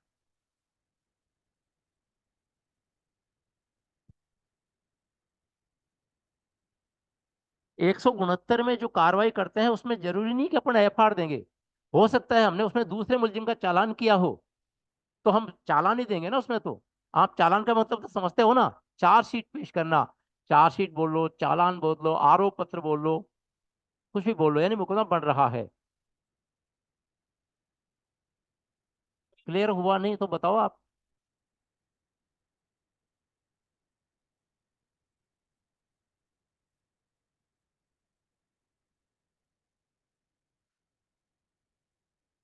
हम्म। हम्म। बिल्कुल। बिल्कुल, लेकिन 169 में तभी बनेगी जब मुलजिम को हम गिरफ्तार कर लेंगे। पकड़ने का मतलब पकड़ के छोड़ दिया नहीं, गिरफ्तार का मतलब है कि आपने फर्द गिरफ्तारी बना ली, उसको पेपर्स में गिरफ्तार कर लिया। जब पेपर में अगर कोई पुलिस अधिकारी गिरफ्तार कर लेता है तो अपनी मर्जी से उसको नहीं छोड़ सकता है, उसको कोर्ट में ही पेश करना पड़ेगा। और एक केस बेलेबल होते हैं जिसमें पुलिस अधिकारी को भी जमानत देने का अधिकार है। ये आपके शेड्यूल दिए हुए हैं दो, सीआरपीसी, उसमें साफ लिखा है कि कौन से बेलेबल है, कौन से नॉन बेलेबल। बेलेबल में पुलिस को पावर है वो अपने स्तर पे बिना कोर्ट के आपसे जमानत मुचलका, जिसको बेल बॉन्ड बोलते हैं, वो भरवाएगी, छोड़ देगी। और एक होते हैं नॉन बेलेबल केस, उसमें उनको पेश कोर्ट में करना ही पड़ेगा। कोर्ट में पेश कर दिया, फिर पता पड़ा कि यार ये तो मुलजिम नहीं बनता है, तो फिर क्या करेगी? क्या वो आदमी मुलजिम बना रह जाएगा क्या? वो 169 के तहत उसको रिहाई कराई जाती है। कोर्ट में रिपोर्ट पेश करते हैं कि इसको रिहा किया जाए, हमने गिरफ्तार तो कर लिया, आपको पेश भी कर दिया, लेकिन 169 की रिहाई कराई जाए। क्यों कराई जाए? क्योंकि इसका अपराध में लिप्त होना नहीं पाया गया। ठीक है।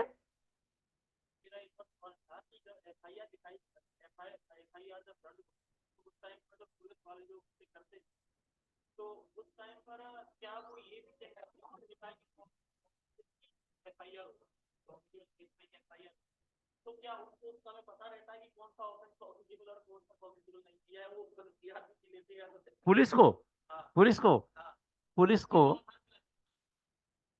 पुलिस को पुलिस की जॉब ऐसी है कि हमारा जो आम तौर पर थोड़ा सा भी पढ़ा लिखा सिपाही है, वो 1 मिनट में रिपोर्ट को देख करके ये बता देगा कि वेदर इट इज कॉग्निजेबल और नॉन कॉग्निजेबल। बहुत इजी है, उसको किताब खोल करके देखने की जरूरत मैं नहीं समझता कि आज तक किसी को पड़ी होगी।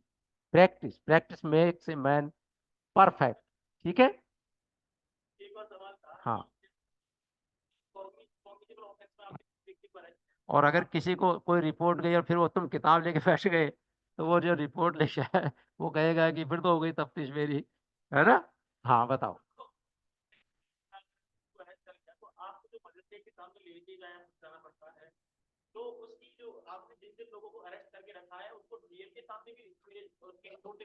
राइट, आपने अच्छी बात पूछी है। डीएम के सामने या एसडीएम के सामने केवल उनको पेश किया जाता है जो 151 सीआरपीसी में गिरफ्तार होते हैं। अगर किसी मुकदमे में गिरफ्तार होंगे, आईपीसी में, यूं मान लीजिए आप, अगर आईपीसी में गिरफ्तार होंगे तो वो तो जुडिशियल कोर्ट में ही पेश होंगे, नॉट कलेक्टर और एग्जीक्यूटिव मजिस्ट्रेट। मजिस्ट्रेट दो तरह के होते हैं, जुडिशियल एंड एग्जीक्यूटिव। एग्जीक्यूटिव में आते हैं आपके tehsildar, SDM, ADM and collector. Mainly जो पेश होते हैं वो एसडीएम के पेश होते हैं। वो कौन से पेश होते हैं? जो 151 अपन, यस, हाँ, अदरवाइज एक,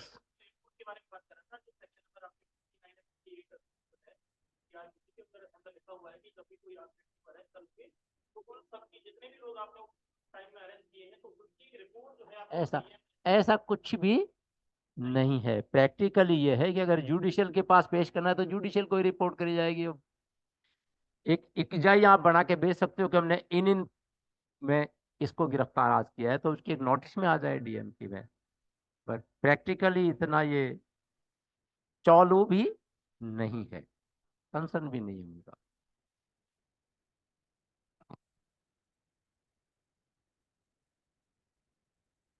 देखिए, दुरुपयोग की बात जो आपने पूछी है, दुरुपयोग नहीं करना चाहिए, मैं यही कहूंगा।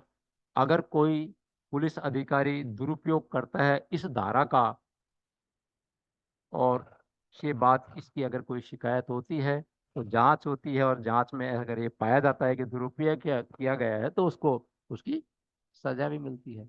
दुरुपयोग नहीं करना चाहिए, आप सही कह रहे हो, उसके बावजूद भी अगर हो रहा है तो ये तो वो बात है कि साहब कानून सारे बना दिए, रोज नए नए कानून बन रहे हैं, मर्डर करेगा तो सजा होगी, उसके बाद भी ये तो वो चीजें हैं।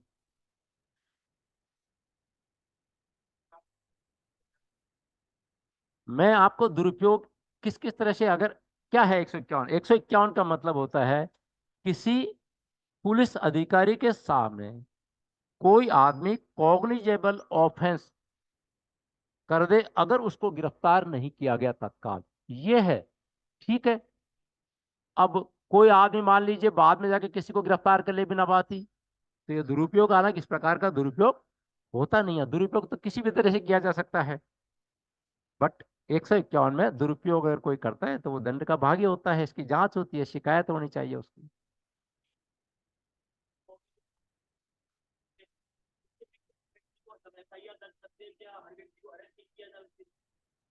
दोबारा बोलिए आप। Right, right.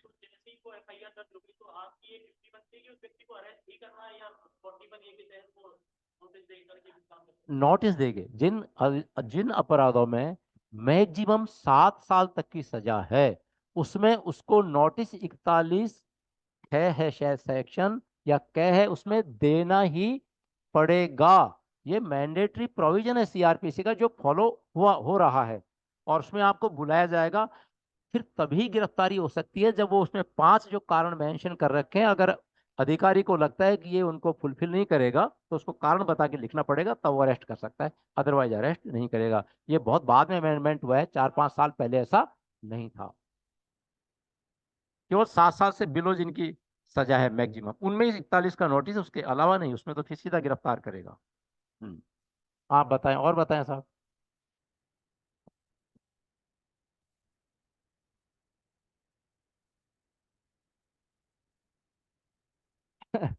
लॉ में प्रोविजन की जरूरत, देखिए एनकाउंटर जो होता है, एनकाउंटर का लॉ में कोई प्रोविजन इस तरह का कुछ नहीं होगा कि साहब ऐसा हो तो ऐसा हो। अगर आपके ऊपर कोई गोली चलाएगा तो नेचुरली अगर गोली चला दी तो आप अपना सेल्फ डिफेंस में आप अपनी गोली चलाएंगे, that is encounter, that is encounter. Police को भी कोई मारेगा तो पुलिस गोली चलाएगी ना, तो वो परिस्थितियां क्या।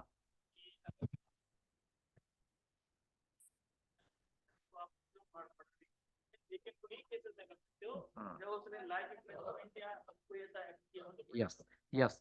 इस ये तो ये तो कानून की बात हो गई, लिखा है। लेकिन इसके साथ साथ ये भी है कि मारने की जो चीज है, वो आप ये मान के चलो कि उसको मारोगे नहीं, आपका फोर्स उस सीमा तक ही यूज होना चाहिए गिरफ्तारी के लिए कि उसको कोई इंजरी नहीं लगे। बात इंजरी की, मारने की बात तो दूर की है, ये तो एक एक्सट्रीम कंडीशन है कानून में।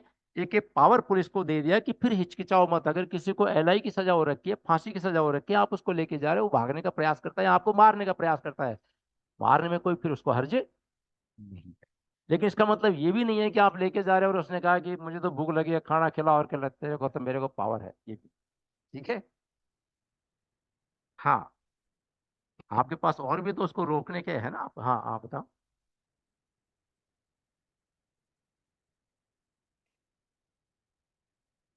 ओके।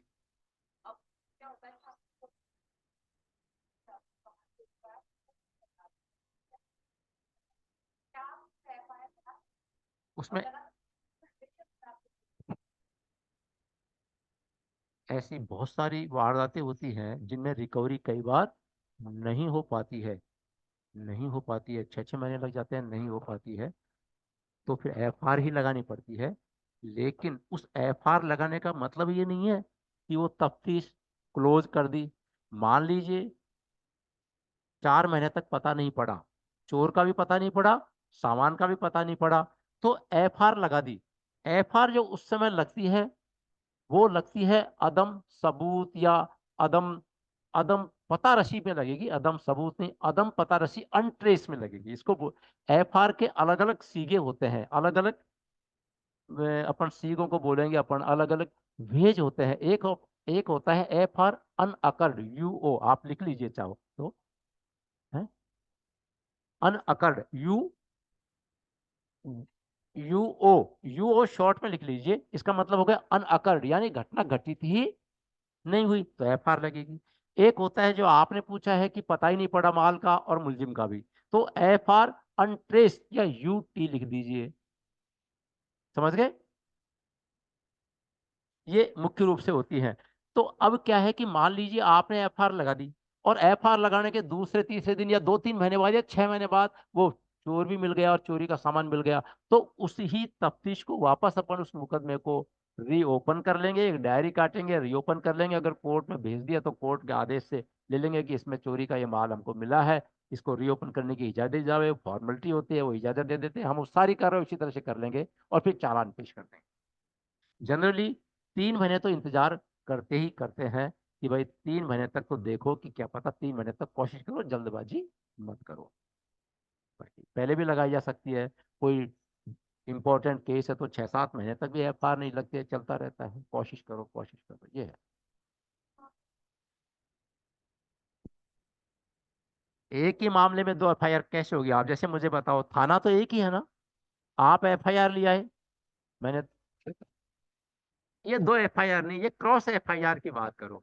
ये आपके इनकी लड़ाई हुई, आपने मुकदमा दर्ज करा दिया, दूसरे दिन इन्होंने भी आपके खिलाफ के परेशान होगा, आपस में राजीनामा करेगा, तो हो जाए तो क्या हो? सवाल क्या है आपका? हाँ, एक मामले की एफआईआर दो नहीं। आप यूं कहो कि इन्होंने भी एफआईआर जब इन्होंने करवाई तो आपके ऊपर एलिगेशन लगाएंगे कि इन्होंने छीना झपटी करी, इन्होंने मारपीट करी, आपके साथ मारपीट करी। देखिए, मान लीजिए आपके साथ इन्होंने मारपीट करी, आपने मुकदमा दर्ज करवा दिया। अब ये जो करवाएंगे ये थोड़ी कहेंगे कि मैंने इनके साथ मारपीट करी, ये कहेंगे कि इन्होंने मेरे साथ मारपीट करी। इनका रिपोर्ट तो रिपोर्ट अलग अलग होगी ना, हमने अलग अलग हो गए, मुकदमे दर्ज हो जाएंगे। अब जब पुलिस तफ्तीश करेगी, दोनों की एक साथ तफ्तीश करेगी और ये नतीजे पे पहुंचेगी कि जब वकवा सेम टाइम का है, वकवा मानी घटना सेम टाइम की है, तो दोनों में से किसने मारपीट करी? अगर दोनों ने मारपीट करी है तो दोनों का चालान हो जाएगा, और अगर एक ने मारपीट करी है तो उसका चालान हो जाएगा, दूसरे केस में एफआर। क्लियर?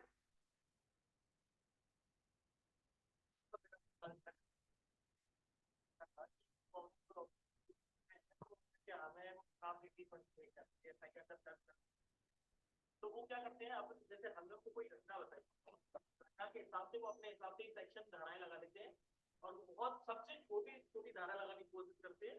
और अगर हम किसी वकील को अपने साथ लेके जाते हैं तो वो सबसे बड़ी से बड़ी धारा लगवाता है। तो उसके कंक्लूजन पर कैसे पहुंचते हैं?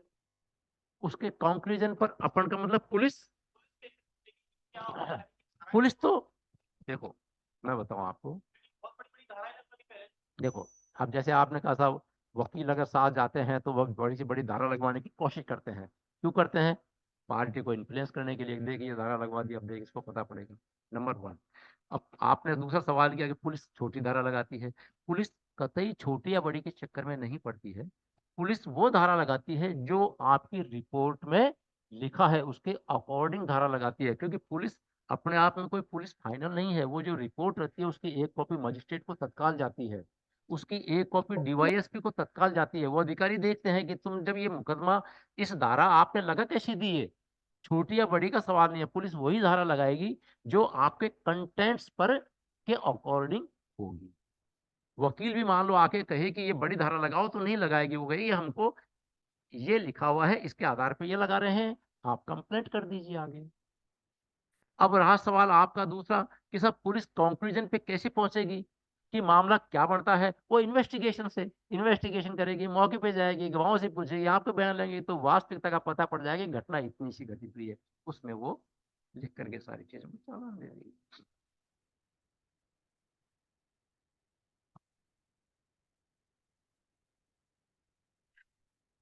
राइट। जो आमतौर पर जो केसेस होते हैं छोटे मोटे फौजदारी के, जनरल जो केसेस होते हैं, मैं कहूँगा बल्कि 90% वो डीवाईएसपी के थ्रू, यानी डीवाईएसपी सब ऑर्डर देगा उस पर कि यस पुट अप चालान। इससे जो कुछ बड़े केसेस होते हैं जैसे डकैती हो गया, रेप हो गया, पॉक्सो के हो गए, आपके डावरी वाले हो गए, उनमें एसपी आदेश देता है।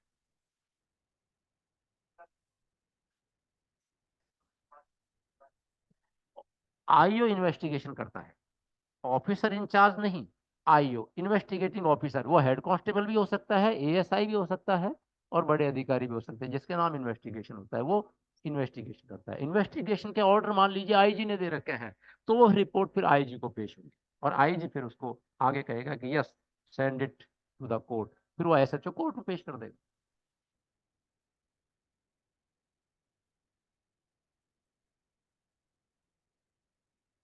आप तो पूछो कुछ मैम, आपने कुछ नहीं पूछा, आप बताओ। हाँ हाँ हाँ, आपके सब्जेक्ट या कोई भी सवाल बताओ, और बताओ एनीथिंग। हाँ प्लीज, ऑनलाइन वाले भी जो सुन रहे हैं वो पूछ सकते हैं, कोई भी बात हो तो। सर नमस्ते। सर नमस्ते। एक क्वेश्चन था। हाँ जी। सर ऑनलाइन एफआईआर के रिगार्डिंग क्वेश्चन था कि ऑनलाइन एफआईआर भी फाइल हो सकती है क्या, और कौन कौन से ऑफेंसेस में फाइल होती है, और क्या ऑनलाइन, पुलिस इन्वेस्टिगेशन करती है क्या? बिल्कुल ऑनलाइन एफआईआर का बाकायदा कानून बन गया, कानून की पालना भी हो रही है, पुलिस इन्वेस्टिगेशन भी करती है, और खास तौर से जो व्हीकल व्हीकल की जो चोरियां हैं, और वो चोरियां जिनमें कोई अता पता नहीं है, अगर कोई नामजद मुलजिम है तो फिर आपको थाने पर एफआईआर देनी ही पड़ेगी। वैसे इस सिस्टम को भी अब डेवलप कर रहे हैं कि आपको पुलिस स्टेशन पर जाकर के मैनुअल एफआईआर लिखाने से आप बच सकते हैं। लेकिन फिलहाल ये सिस्टम है कि आप ऑनलाइन एफआईआर खासतौर से व्हीकल थेफ्ट में दर्ज करा सकते हैं अगर मुलजिम नामजद नहीं है तो। नमस्ते सर। जी नमस्ते। सर एक डाउट है कि अप्रूवर और ना ये को अक्यूज में क्या डिफरेंस है, और अकम्प्लिस में? मैडम मैं आपकी बात को समझ नहीं पा रहा हूँ, आप दोबारा से साफ साफ बोलें एक बार। सर अकम्प्लिस और को अक्यूज में डिफरेंस पूछे तो क्या क्या बता सकते हैं? देखिए, जहाँ तक आपने सवाल अच्छा सा किया है, एक्यूज तो, अगर आप कहेंगे ये एक्यूज है, इसका मतलब वो डायरेक्टली रिलेटेड है अपराध से।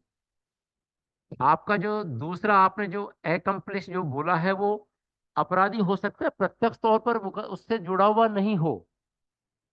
ठीक है, जैसे आज मैं किसी को कह के देखूं कि तू वहां जाकर के ऐसा कर लेना, मैं उसमें सह अपराधी हो गया। एक्यूज वो होगा जो वहां जाके कर रहा है। आपको ये समझ में आया कि नहीं प्रैक्टिकली, आप ये बताएं पहले। Yes sir. हाँ,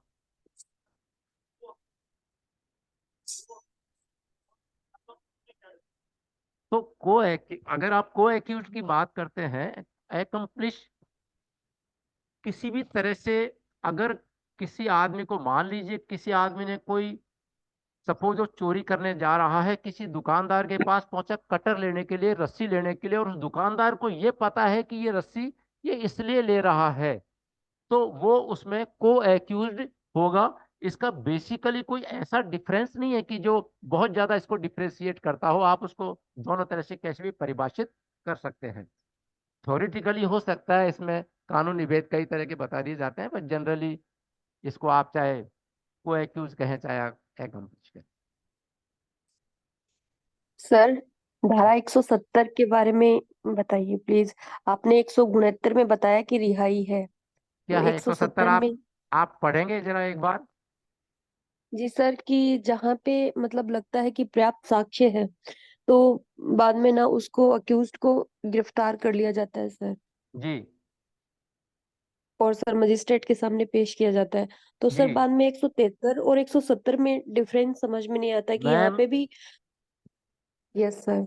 173 जो आपने पूछा है वो इन्वेस्टिगेशन कंप्लीट होने के बाद की कार्रवाई होती है। 170 की जो बात कर रहे हैं वो ड्यूरिंग इन्वेस्टिगेशन की कार्रवाई है। 173 में जब हमने इन्वेस्टिगेशन पूरी कर ली और ये फाइंड आउट कर लिया कि ये केस बन रहा है आइदर या नहीं बन रहा है, यानी हम चार्जशीट पेश करेंगे या हम एफआईआर पेश करेंगे, वो होती है 173 की कार्रवाई। 170 की कार्रवाई है जब हमने तफ्तीश कर रहे हैं और इस बीच हमको पता पड़ा कि ये मुलजिम है तो हम उसको गिरफ्तार करेंगे। ये 170 की कार्रवाई हो गई। ये दोनों में काफी डिफरेंस है। 173 तो जब होता है जब हमने तफ्तीश इन्वेस्टिगेशन कंप्लीट कर लिया है। Clear? Yes sir, yes sir, yes clear sir. और पूछें, और बताएं। सर ये एक और डाउट है कि ये जो टर्म्स है अरेस्ट, कस्टडी, डिटेंशन, ये बहुत सिमिलर लगती है। इनमें अगर डिफरेंशिएट पूछे तो एक वन लाइन में क्या बताएं? Arrest, custody, detention. Arrest and custody detention. देखिए आपने बहुत ही अच्छा सा सवाल पूछा है। अरेस्ट, आज कोई पुलिस अधिकारी ने किसी आदमी को अपने कब्जे में ले लिया, उसकी अरेस्ट मीमो नहीं बनाई है, तो हम उसको कह सकते हैं अरेस्ट करना। डिटेन और कस्टडियल, यानी हमने कस्टडी के अंदर लेके उसके कागज बना दिए, उसकी फर्द बना दी, तो हम उसको कस्टोडियल डिटेंशन कह सकते हैं। आप इसको आइदर वे में भी बोल सकते हो कि अरेस्ट का मतलब तो होता है कि हमने उसका फर्द बना लिया, यानी मीमो बना लिया, हमने कागज बना लिया कि हमने उसको गिरफ्तार कर लिया, तो आप उसको अरेस्ट भी बोल सकते हो, डिटेंशन सेम है ये चीजें। लेकिन मेन चीज ये है कि इसके ऊपर अगर किसी पुलिस अधिकारी ने किसी को अपने कब्जे में ले लिया, कोई बदमाश भाग रहा है, हमने कब्जे में ले लिया, मैंने कागज वागज नहीं बनाए, तो आप उसको कह सकते हो कि मैंने अरेस्ट कर लिया। ठीक है, वो एक अलग चीज है कि हमने आपसे कागजी कार्रवाई में हमको टाइम लगेगा। नमस्ते सर। और और बताएं प्लीज। नमस्ते सर। नमस्ते सर। सर ये एंटिसिपेटरी बेल में क्या क्या प्रोसेस होती है और कौन से ऑफेंस के अगेंस्ट ली जा सकती है या सब में ही हो जाती है? मैं बाद की बात सुन नहीं पाया। बेल, हाँ। एंटिसिपेटरी बेल जो पहले ली जाती है ना, वो जमानत से मतलब अरेस्ट होने से पहले ही उस वो बेल ले लेते हैं, उसकी क्या प्रोसेस होती है? मैम ऐसा होता है कि जब कोई एफआईआर किसी पुलिस स्टेशन पे दर्ज हो जाती है और उसमें किसी आदमी को ये लग रहा हो कि मेरी अरेस्ट इसमें होगी, तो वो व्यक्ति एंटीसिपेटरी बेल की कार्रवाई कर सकता है। एंटीसिपेटरी बेल की जो कार्रवाई होती है वो सीधी सेशन जज लेवल पर होती है। सेशन जज से बिलो एंटीसिपेटरी बेल की एप्लीकेशन नहीं लगती है और उसमें फाइल तलब की जाती है थाने से। एंटीसिपेटरी बेल अगर सेशन ने खारिज कर ली तो वो आदमी हाई कोर्ट में जा सकता है और हाई कोर्ट उसकी बेल ले सकती है। उसमें पहले सरकार को, यानी जो प्रोसिक्यूशन पक्ष है उसको भी सुना जाएगा। ये एंटीसिपेटरी बेल होती है। सर इसमें आपने, मिसयूज भी तो होता होगा ना प्रैक्टिकली? जी, प्रैक्टिकली अगर आप देखते हो तो मिसयूज भी ज्यादा ही होता होगा इसमें, या फिर नॉर्मली सही है? मैं, आप क्या मिसयूज की बात कर रहे हैं कि इसका मिसयूज होता है? क्या कह रहे हैं मैम आप? मैं आपको फॉलो नहीं कर पा रहा हूँ, आप दोबारा बोलें प्लीज। आवाज बंद होगी शायद। नहीं, वो सुन नहीं पा रही, मेरी बात नहीं बोलती।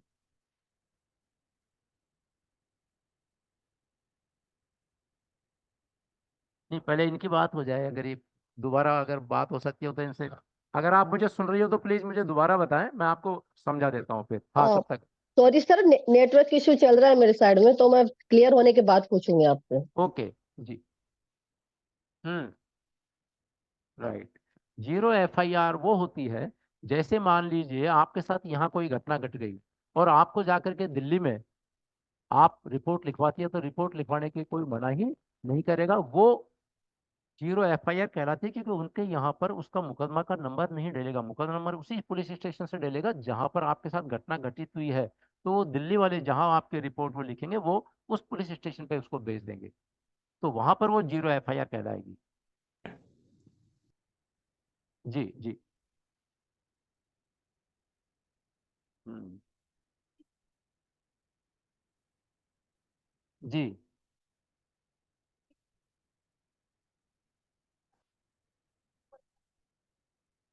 या ये तो अच्छा, एक वो एक अच्छा तरीका है। ये एक अच्छा तरीका है कि आपको जगह जगह नहीं डोलना पड़ेगा। मान लीजिए आप यात्रा पर गई तिरुपति, आपका वहाँ कोई बैग चोरी हो गया, यहाँ आकर के आपको पता पड़ा कि तिरुपति में बैग चोरी हो गया मेरा, तो उसमें सोने की ये चीज़ थी, तो क्या आप दर्ज करवाने के लिए आपको वापस वहाँ जाना पड़ेगा? कितनी परेशानी होगी। आपका मुकदमा यहाँ दर्ज हो जाएगा, वो 0 FIR कहलाएगी यहाँ के लिए, और वहाँ मुकदमा जा करके दे, समझ गए? तो एक अच्छा है कि ये तो सुविधा है।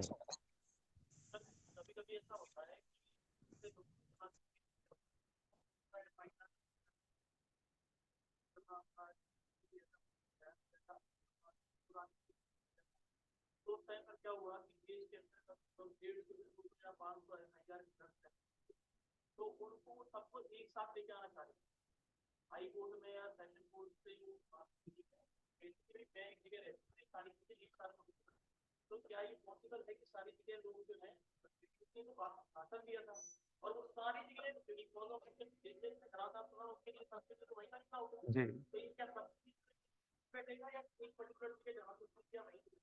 नहीं, देखो जहां उसने दिया जुरिडिक्शन वही होना चाहिए, सबके लिए नहीं। ऐसे तो आप यहाँ सुन रहे हैं, तो क्या जुरिडिक्शन आपका यहाँ नहीं हो जाएगा?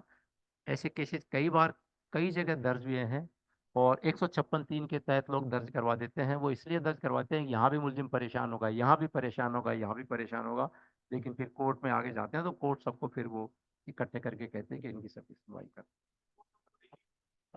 ये मुझे उस पर्टिकुलर केस का नहीं पता, लेकिन एक ही जगह ट्रायल होगी, एक अपराध तो एक ही जगह हो रहा है।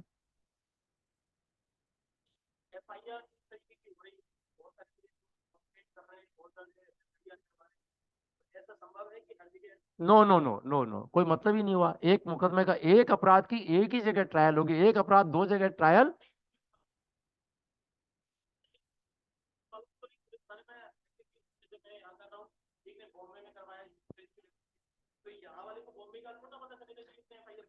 यहाँ वाले को बॉम्बे का नहीं पता चलेगा, मैं ये कह रहा हूँ। हैं? पुलिस थाना क्यों मना करेगा? जब आप रिपोर्ट लेके जाओगे तो पुलिस थाना क्यों मना करेगा? उसको पता है 156(3) में ले आएगा ये। पुलिस वाला मना नहीं करेगा, वो आदमी करेगा इसके लिए कार्रवाई जिसके खिलाफ मुकदमा दर्ज है। उसको पता है कि मेरे खिलाफ जगह जगह जयपुर में भी दर्ज हो गया, ये हो गया, तो वो कोर्ट में जाके कहेगा साहब एक जगह करो, नहीं क्या हो रहा है, फिर वो एक जाही हो जाएगा। कर सकते नहीं, करी जाएगी। जब 156(3) में आएगा तो करनी ही पड़ेगी साहब। आप ये नहीं कह सकते कि ये तो वहां दर्ज हो रहा है, मैं दर्ज ही नहीं कर सकता, क्योंकि वो तो आई है, तो आप उसमें लिख दीजिए कि दर्ज हो गया, वहां भेज दीजिए, but you have to do.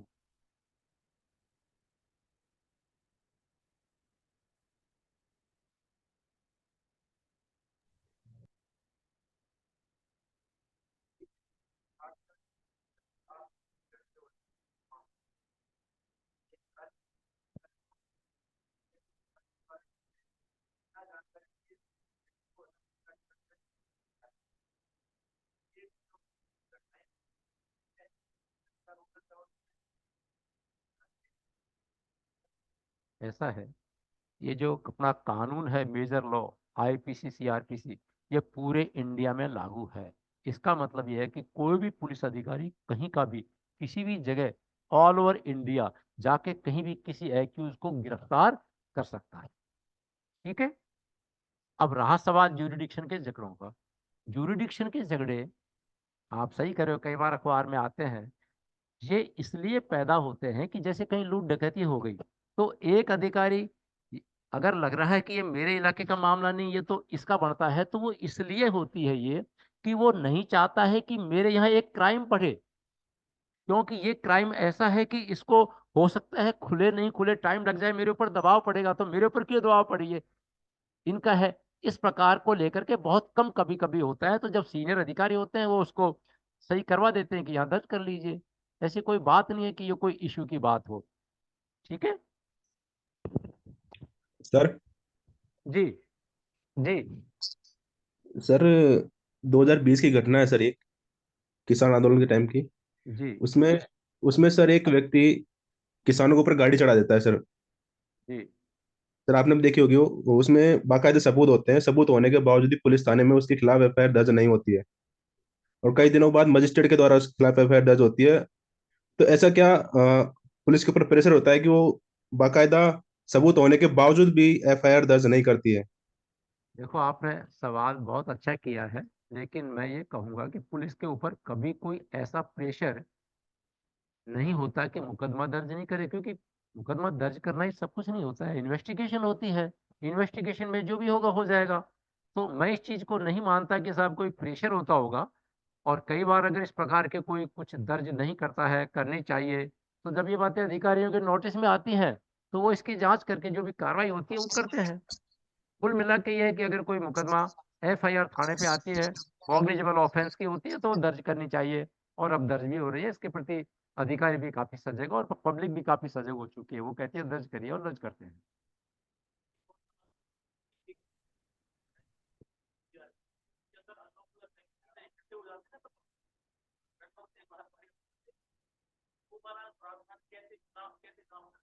वो नो नो नो, उसमें अगर कभी भी किसी अधिकारी को ये इत्तला मिलती है, पुलिस अधिकारी को, कि वहां पर मोब हो गया, ऐसी भीड़ इकट्ठी होगी जो उन्माद में उपद्रव कर रही है, कंट्रोल के बाहर हो गई भीड़, नहीं मान रही है, अनलॉफुल लॉफुल असेंबली थी, कहीं इकट्ठे हुए लोग, कोई दिक्कत ही नहीं, वो अनलॉफुल हो गया अचानक। तो ऐसी कंडीशन में जो भी अधिकारी होगा वो एसडीएम को या जो भी एग्जीक्यूटिव मजिस्ट्रेट उसके नियरेस्ट होता है उसको सूचना देगा कि वो खुद भी वहां पर जाए।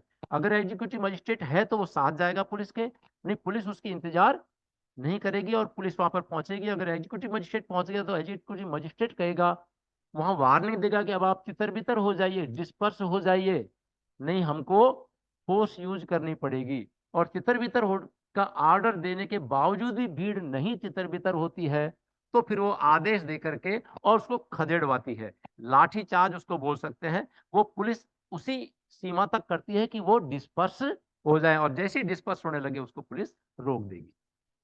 अगर ऐसा नहीं करेगी तो वो कोई ना कोई ऐसा उत्पात, ऐसा कुछ हो सकता है कि जिससे बहुत बड़ी दुर्घटना घटित हो जाए। इसको रोकने के लिए 129 में पुलिस को भी पावर है। अगर कोई एग्जीक्यूटिव मजिस्ट्रेट नहीं अवेलेबल है, तो जो भी सीनियर मोस्ट पुलिस अधिकारी मौके पर अवेलेबल है, उसको पावर है कि वो ये कार्रवाई करा सकता है।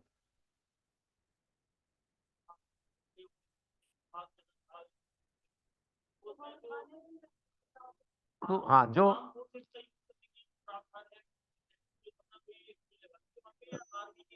ना ना ना ना, पुलिस पहले अपना रोल निभाएगी, आर्मी के भरोसे बैठी नहीं रहेगी। आर्मी तो लास्ट एंड फाइनल है, वो भी अधिक कलेक्टर को पावर है, वो अपने अधिकारी सोचेंगे कि अब आर्मी के बिना पार नहीं पड़ रही है तो आर्मी को बुलाया जाएगा।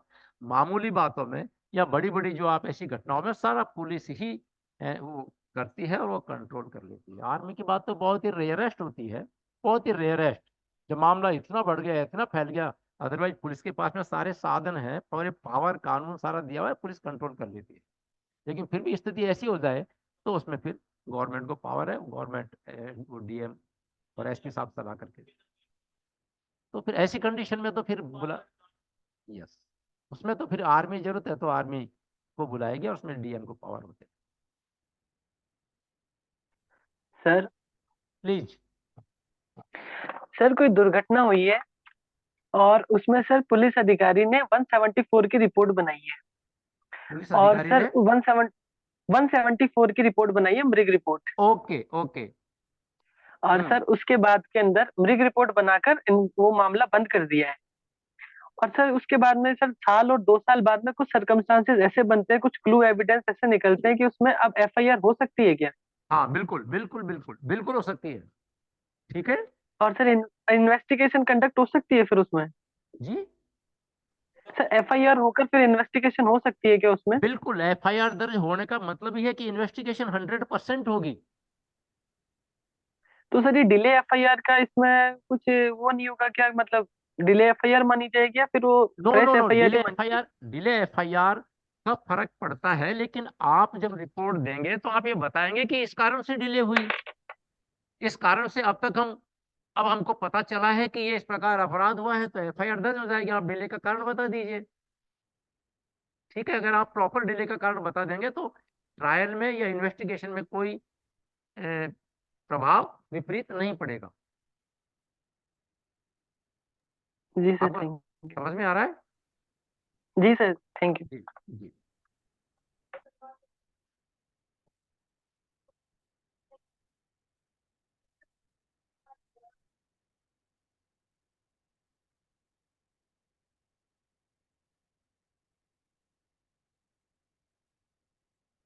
देखो, पुलिस कमजोर हो गई ऐसा नहीं है। सीबीआई को जो रिपोर्ट सौंपी, सीबीआई को जो मुकदमा सौंपा जाता है, वो कम से कम स्टेट गवर्नमेंट लेवल पर होता है। और स्टेट गवर्नमेंट को जब लगे कि ये मामला इतना पब्लिक महत्व का है, इतना महत्व का है कि अगर इसको सीबीआई की जांच नहीं करी गई तो कई प्रकार के आक्षेप लगेंगे, तो अगर गवर्नमेंट चाहे स्टेट गवर्नमेंट तो उसको सीबीआई को सौंप सकती है, या हाई कोर्ट और सुप्रीम कोर्ट को पावर है। हाई कोर्ट चाहे तो सीबीआई को मामला दे सकती है, केंद्र सरकार चाहे तो दे सकती है। अब जब फाइनल पुलिस से मामला सीबीआई को चला गया तो नेचुरली फिर सीबीआई की बात मानी जाएगी ना। सीबीआई कोर्ट में पेश करेगी रिपोर्ट, या गवर्नमेंट को पेश करेगी और कोर्ट में चालान पेश करेगी। सारा का सारा काम जब इन्वेस्टिगेशन सीबीआई करेगी तो CBI is itself A police. वो सारा इन्वेस्टिगेशन फिर वहां से होगा पूरा टोटल।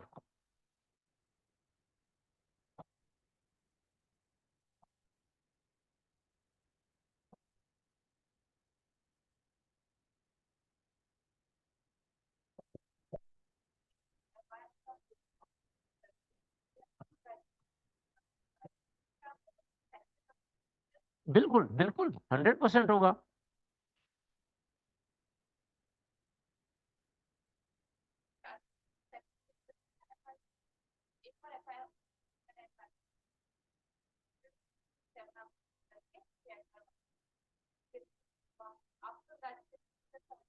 करेक्ट।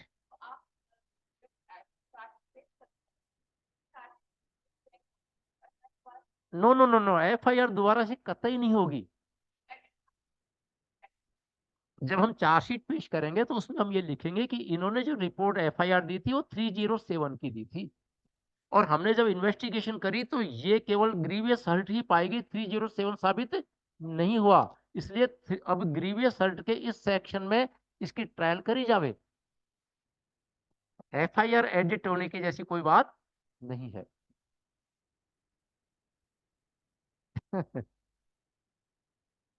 बुक्स का मोटिवेशन, मैम को भी बुलाओ ना, मैम कहाँ चली गई हैं अपने। Okay, let them. आप में से कोई जॉब में है क्या ऑलरेडी कोई? अच्छा, कोई जॉब में नहीं है। अच्छा, मैं सोचा कोई जॉब में भी है क्या, क्योंकि कई बार जॉब में भी आ जाते हैं, करते रहते हैं और फिर अपनी तैयारी करते रहते हैं। किताबें किस चीज़ की है ये, अगर मैं सीधा सा कहूँ तो मोटिवेशन की किताबें हैं, जिनसे मुझे मोटिवेशन मिला, जिन कुछ ऐसे मोटिवेशनल थॉट्स हैं जो मैंने जीवन में देखे मुझे अच्छे लगे, तो वो मोटिवेशनल थॉट्स इसमें हैं। जी जी। और ख़ास तौर से मैं कहूँ तो पिछले 1 साल के अंदर ही मैंने लिखी है, क्योंकि मेरे रिटायरमेंट को 3.5 साल हुए हैं, मैंने अभी लिखी है, 1 साल के अंदर लिखी है। मोटिवेशनल है, एक में है जियो तो ऐसे जियो, उसमें जीने का जो तरीका वाली बात मैंने लिखी है, वो मैंने उन लोगों से प्रेरित होकर लिखी जो 90 साल से अबाउ होकर के और जीवन को इस तरह से जी रहे जैसे कोई 50-60 साल का आदमी जी रहा हो, इतने तंदुरुस्त, इतने वेल हेल्थी। तो वो उसमें इस तरह की चीज़ों का समावेश है कि उन्होंने कैसे कैसे अपनी लाइफ को वो आगे चला रहे हैं, क्या चीज़ें खा रहे हैं, क्या चीज़ों को ज़्यादा, क्या उनका सोच, क्या तरीका जीने का रहता है। क्यों नहीं, अगर उनको अपन अपना लें तो उसी तरह से अपन भी जी सकते हैं। इसमें एक चीज़ का और बताया, जैसे कई लोग कहते हैं कि आदमी की उम्र तो फिक्स है, आदमी की उम्र तय है। जनरल घर वाले बड़े बुजुर्ग यही बोलते हैं कि आदमी को, हर आदमी की तय है भाई, कोई आदमी जल्दी खत्म हो गया तो तय है, ये कह करके तसल्ली करते हैं, सांत्वना देते हैं। मैं भी यही सोचता था कि तय है, लेकिन मैंने जब ये काफी पढ़ा, काफी देखा, मैं पढ़ता रहता हूँ, मुझे खुद को काफी पढ़ने का शौक है, बहुत ज्यादा खूब पढ़ता हूँ। तो पता नहीं अभी क्योंकि थ्योरीज हैं, सही क्या है ये तो ऊपर वाले ही जाने, लेकिन आदमी की सांसें तय होती है, सांस कहते हैं ना, कई बार आपने सुना होगा कि तय सांस है।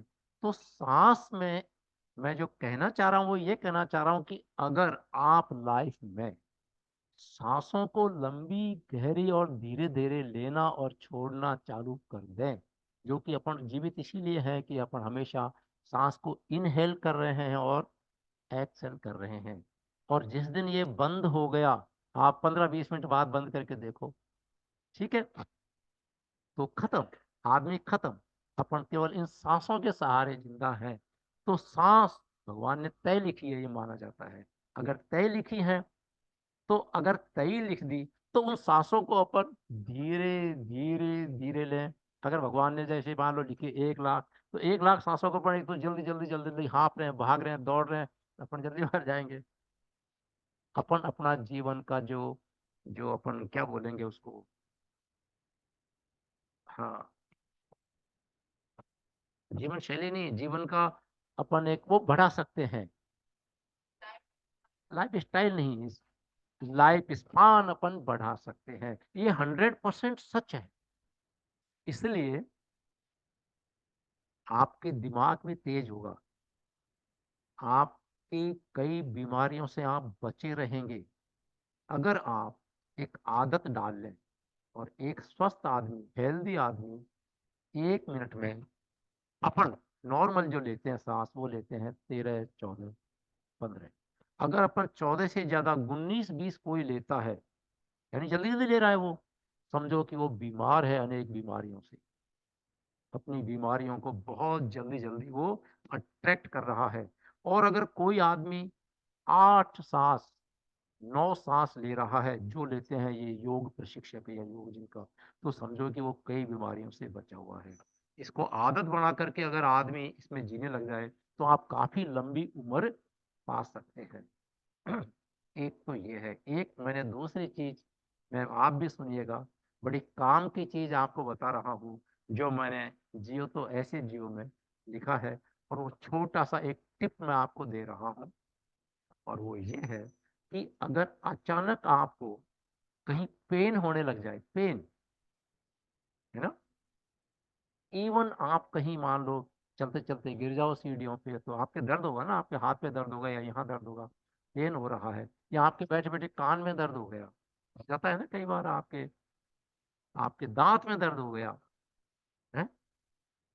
तो आपको ये पता है कि नहीं कि आप सांस दो नाकों से, दोनों नाक नॉस्ट्रिल से ले रहे हैं। मैडम पता है, आपको ध्यान है। अपन अपन अपने 2 नॉस्ट्रिल हैं, राइट एंड लेफ्ट।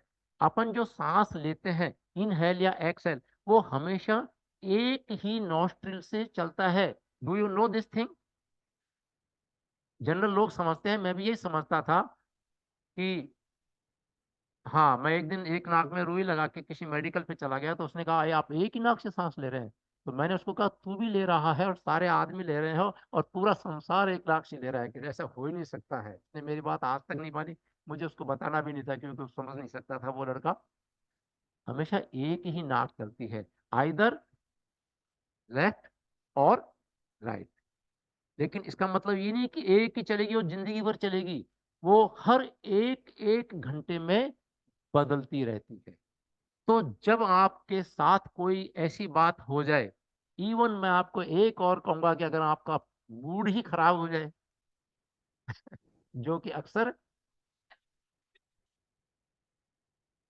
होता है ना, दिन में 5-7 बार हो जाता है। पहले के लोगों का हो सकता है महीने में 1-2 बार मूड खराब होता हो, अब रोज 5-7 बार खराब होता है। अगर आपका मूड भी खराब हो जाए, तो आप अपनी जो सांस चल रही है, उसको तत्काल प्रभाव से रोक देंगे। जब आप तत्काल प्रवाह से रोक देंगे, तो आपकी वो सांस, क्योंकि सांस के बिना तो अपन जीवित रह नहीं सकते, तो वो सांस दूसरे नॉस्ट्रिल से चलने लग जाएगी। और आपका दर्द ऐसे गायब होगा, जैसे गधे के सिर से सींग गायब होते हैं ना, वैसे गायब हो जाएगा। आपको कभी करके देख लीजिएगा। लेकिन आल जैसे ही तुरंत आपको करना है। अगर आपने आधा घंटा लगा दिया और आधा क्या करना घंटे है सर? बाद आप मेरी बात याद करेंगे, तो फिर आपको फर्क तेजी से नहीं पड़ेगा। समझ गए? मैंने इस बुक में इसके बारे में लिखा है, ये मेरा प्रैक्टिकल किया हुआ है। एक सर है दोनों बी, नाक बंद करनी है क्या? नहीं नहीं, दोनों नाक बंद कर दोगे तो फिर आपको मुंह पे डिपेंड रहना पड़ेगा मैडम। नाक वो बंद करनी है जो आपकी चल रही है, आपको वो नोस्ट्रिल बंद करना है जो आपका इनहेल और एक्सहेल कर रहा है। आप उसको रोक दीजिए, आप उसको अपनी अंगूठे से बंद कर दीजिए, या आप कॉटन बड्स लगा सकती हैं, तो आपकी ऑटोमेटिक दूसरी नोस्ट्रिल चालू हो जाएगी। दोनों आकर मुंह कहीं बंद मत कर लीजिएगा प्लीज। ये ठीक। मूड ठीक हो जाए, ऐसा मत कर लीजिएगा। हाँ,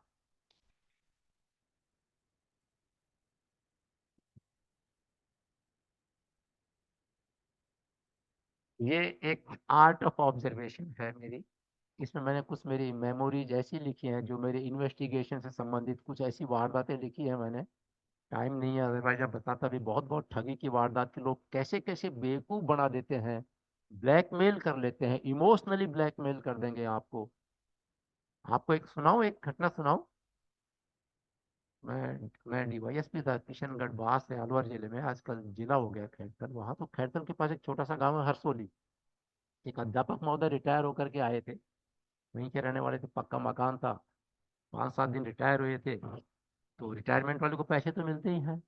वो अपने चाय पी रहे थे, सर्दियों के दिन थे, सुबह घर के आगे तो 3 बाबा लोग आए, साधु। 2 जवान से थे और एक एजेड था। और आकर के वो मास्टर जैसे बोले, मास्टर चाय मिलेगी क्या हमको भी। तो मास्टर ने देखा कि ये बाबा लोग यहाँ के हैं नहीं, आसपास मैंने कभी देखे नहीं, मुझे कैसे मास्टर कह रहे हैं। तो उन्होंने कहा कि तुम कैसे पता कि मैं मास्टर हूँ। तो उनमें से एक जो यंग था वो बोलता है कि मास्टर, तेरी सारी आगे की पीछे की, ये हमारे साथ त्रिकालदर्शी बाबा हैं, ये सब जानते हैं। तो मास्टर ने सोचा कि यार क्यों नहीं इनसे पूछा जावे। हर आदमी में क्यूरियोसिटी रहती है अपनी लाइफ को लेके, रहती है ना। कोई मैंने ऐसा नहीं देखा कि होगा जो हो जाएगा, सब कहने की बातें हैं, सब चाहते हैं कि मेरे बारे में बताओ क्या होने वाले। हम्म? तो मास्टर ने कहा कि भाई चाय मिलेगी, आप आओ प्लीज बैठो। तो बिठा लिया और चाय वाय बन के आ गई कि त्रिकालदर्शी महाराज मेरे बारे में बताओ। तो त्रिकालदर्शी महाराज बोले कि मास्टर तू तो बिल्कुल बेवकूफ है। उसने कहा महाराज कैसे, कि तेरे घर में इतना बड़ा खजाना पड़ा है, दवा ववा, तू यहाँ ये किस तरह का जीवन बिता रहा है। कि महाराज कहाँ खजाना है, कि बताऊं अभी, और अभी खोद, 1 मिनट की भी डिले मत कर, तू अभी खोद। मास्टर ने कहा कि बताओ महाराज। तो अंदर ले गया, अंदर ले जाके बाबा ने कहा ये नहीं, मार्बल जम रहा था, ऐसा ही फर्श था, खोद तू अभी खोद। मास्टर ने देखा कि यार अभी खोद, इसका मतलब बात में कुछ दम लगता है। कि महाराज है किस जगह ये बताओ। उसने एक लाइन से निकाल दी कि तू मेरे सामने ही खोद, फिर तू मुझे दोष देगा, तू अभी खोद, मैं यहीं खड़ा हूँ। मास्टर ने सोचा कि बाबा में तो वाकई में त्रिकालदर्शी ही है। तो कहे महाराज मैं अभी खोदता हूँ, अगर तू अभी जल्दी ना खुरपी उर्पी और वो तेरे खोदने की सारी चीज, यार तू खोद, तू याद रखेगा क्या त्रिकालदर्शी बाबा आया है। तो मास्टर ने कहा कि देखो, मास्टर पढ़ाता रहता था, पूरी दुनिया में घुमा हुआ था ना, तो मास्टर भी तेज था थोड़ा सा। उसने कहा महाराज खोद तो लूंगा, लेकिन ये खजाना निकल गया तो सरकार का होगा, पुलिस आ जाएगी। तो मैं इसको रात को खोदूं तो क्या, तू जब मर्जी खोद लेना, हम तो जा रहे हैं चाय पी के। कि नहीं महाराज, आप चाय भी पियो, खाना भी खाओ, मेरे यहीं पर ठहरो, रात होगी जब मैं इसको खोदूंगा और आपके सामने ही खोदूंगा। ठीक है। तो बहुत बढ़िया खाना पीना, पैर दबा रहे हैं मास्टर जी त्रिकालदर्शी बाबा के, तो बाबा की अच्छी तरह मालिश हो गई और बाबा का अच्छा सारा काम हो गया। खाना वाना हो गया, शाम का खाना हो गया। रात को कि महाराज कितने बजे खोदें, कि तू 1 बजे खुदाई चालू करो। तो 1 बजे का मुहूर्त निकाल दिया बाबा ने, 1 बजे उस पर खोदने लगे। तो 1.5 फीट गड्ढा खोद दिया। रात को आवाज आवाज भी ज्यादा नहीं जाती है, तो 1.5 फीट गड्ढा खुदते ही, और बाबा त्रिकालदर्शी जी जो खड़े थे उन्होंने उस मास्टर जी को कहा कि मास्टर एक दीपक जलाना पड़ेगा अंदर। मास्टर ने दीपक घी का तैयार करके और जला करके जैसे ही रखने लगे, तो उसमें एक इतना बड़ा फुफकार हुआ काला सांप गड्ढे में आ गया। और काला सांप फुफकारता हुआ तेजी से जब बाहर निकला, तो मास्टर वहां भाग रहा है, मास्टर जी की घरवाली इधर भाग रही है, उधर भाग रही है। और मास्टर ने कहा बचाओ बचाओ बाबा, ये क्या हो रहा है। तो त्रिकालदर्शी जी ने कहा कि अब देख लिया ना तुमने खजाना, कि बिल्कुल खजाना है, पर इस सांप को तो पकड़ो। खजाना में तो मैं जब जागूंगा, पहले सांप को पकड़ो। कि सांप को पकड़ तो मैं लूंगा, लेकिन सांप बलि चाहता है तुम में से किसी, इसकी नाग बलि करवानी पड़ेगी हरिद्वार में। क्योंकि महाराज करवाओ, वो करवाओ कैसे, उसके 5 लाख रुपए दक्षिणा के होते हैं। अब वो सांप बाहर आ गया, गड्ढे से बाहर आ गया, तो वो परेशान बेचारा, डोरे इधर उधर सबके सब बच्चे वो। तो जल्दी करो महाराज, महाराज पकड़ो पकड़ो के जल्दी ला तू 5 लाख रुपए। तो कहा, मेरे पास 5 लाख नहीं है, मेरे पास तो 1,50,000 कुछ इतना इंतजाम है, मैं पड़ोसियों से करके लाऊं कि तू जल्दी जल्दी पड़ोसियों से कर। तो कि मैं तब तक इसको कंट्रोल करता हूँ, मंत्र बोलता हूँ और तू इंतजाम करके ला। मास्टर तेज आदमी था, बाहर आया और बाहर आकर के उसने थाने पे फोन कर दिया। थाना लगता था खैरथल, मेरे अंडर में था थाना।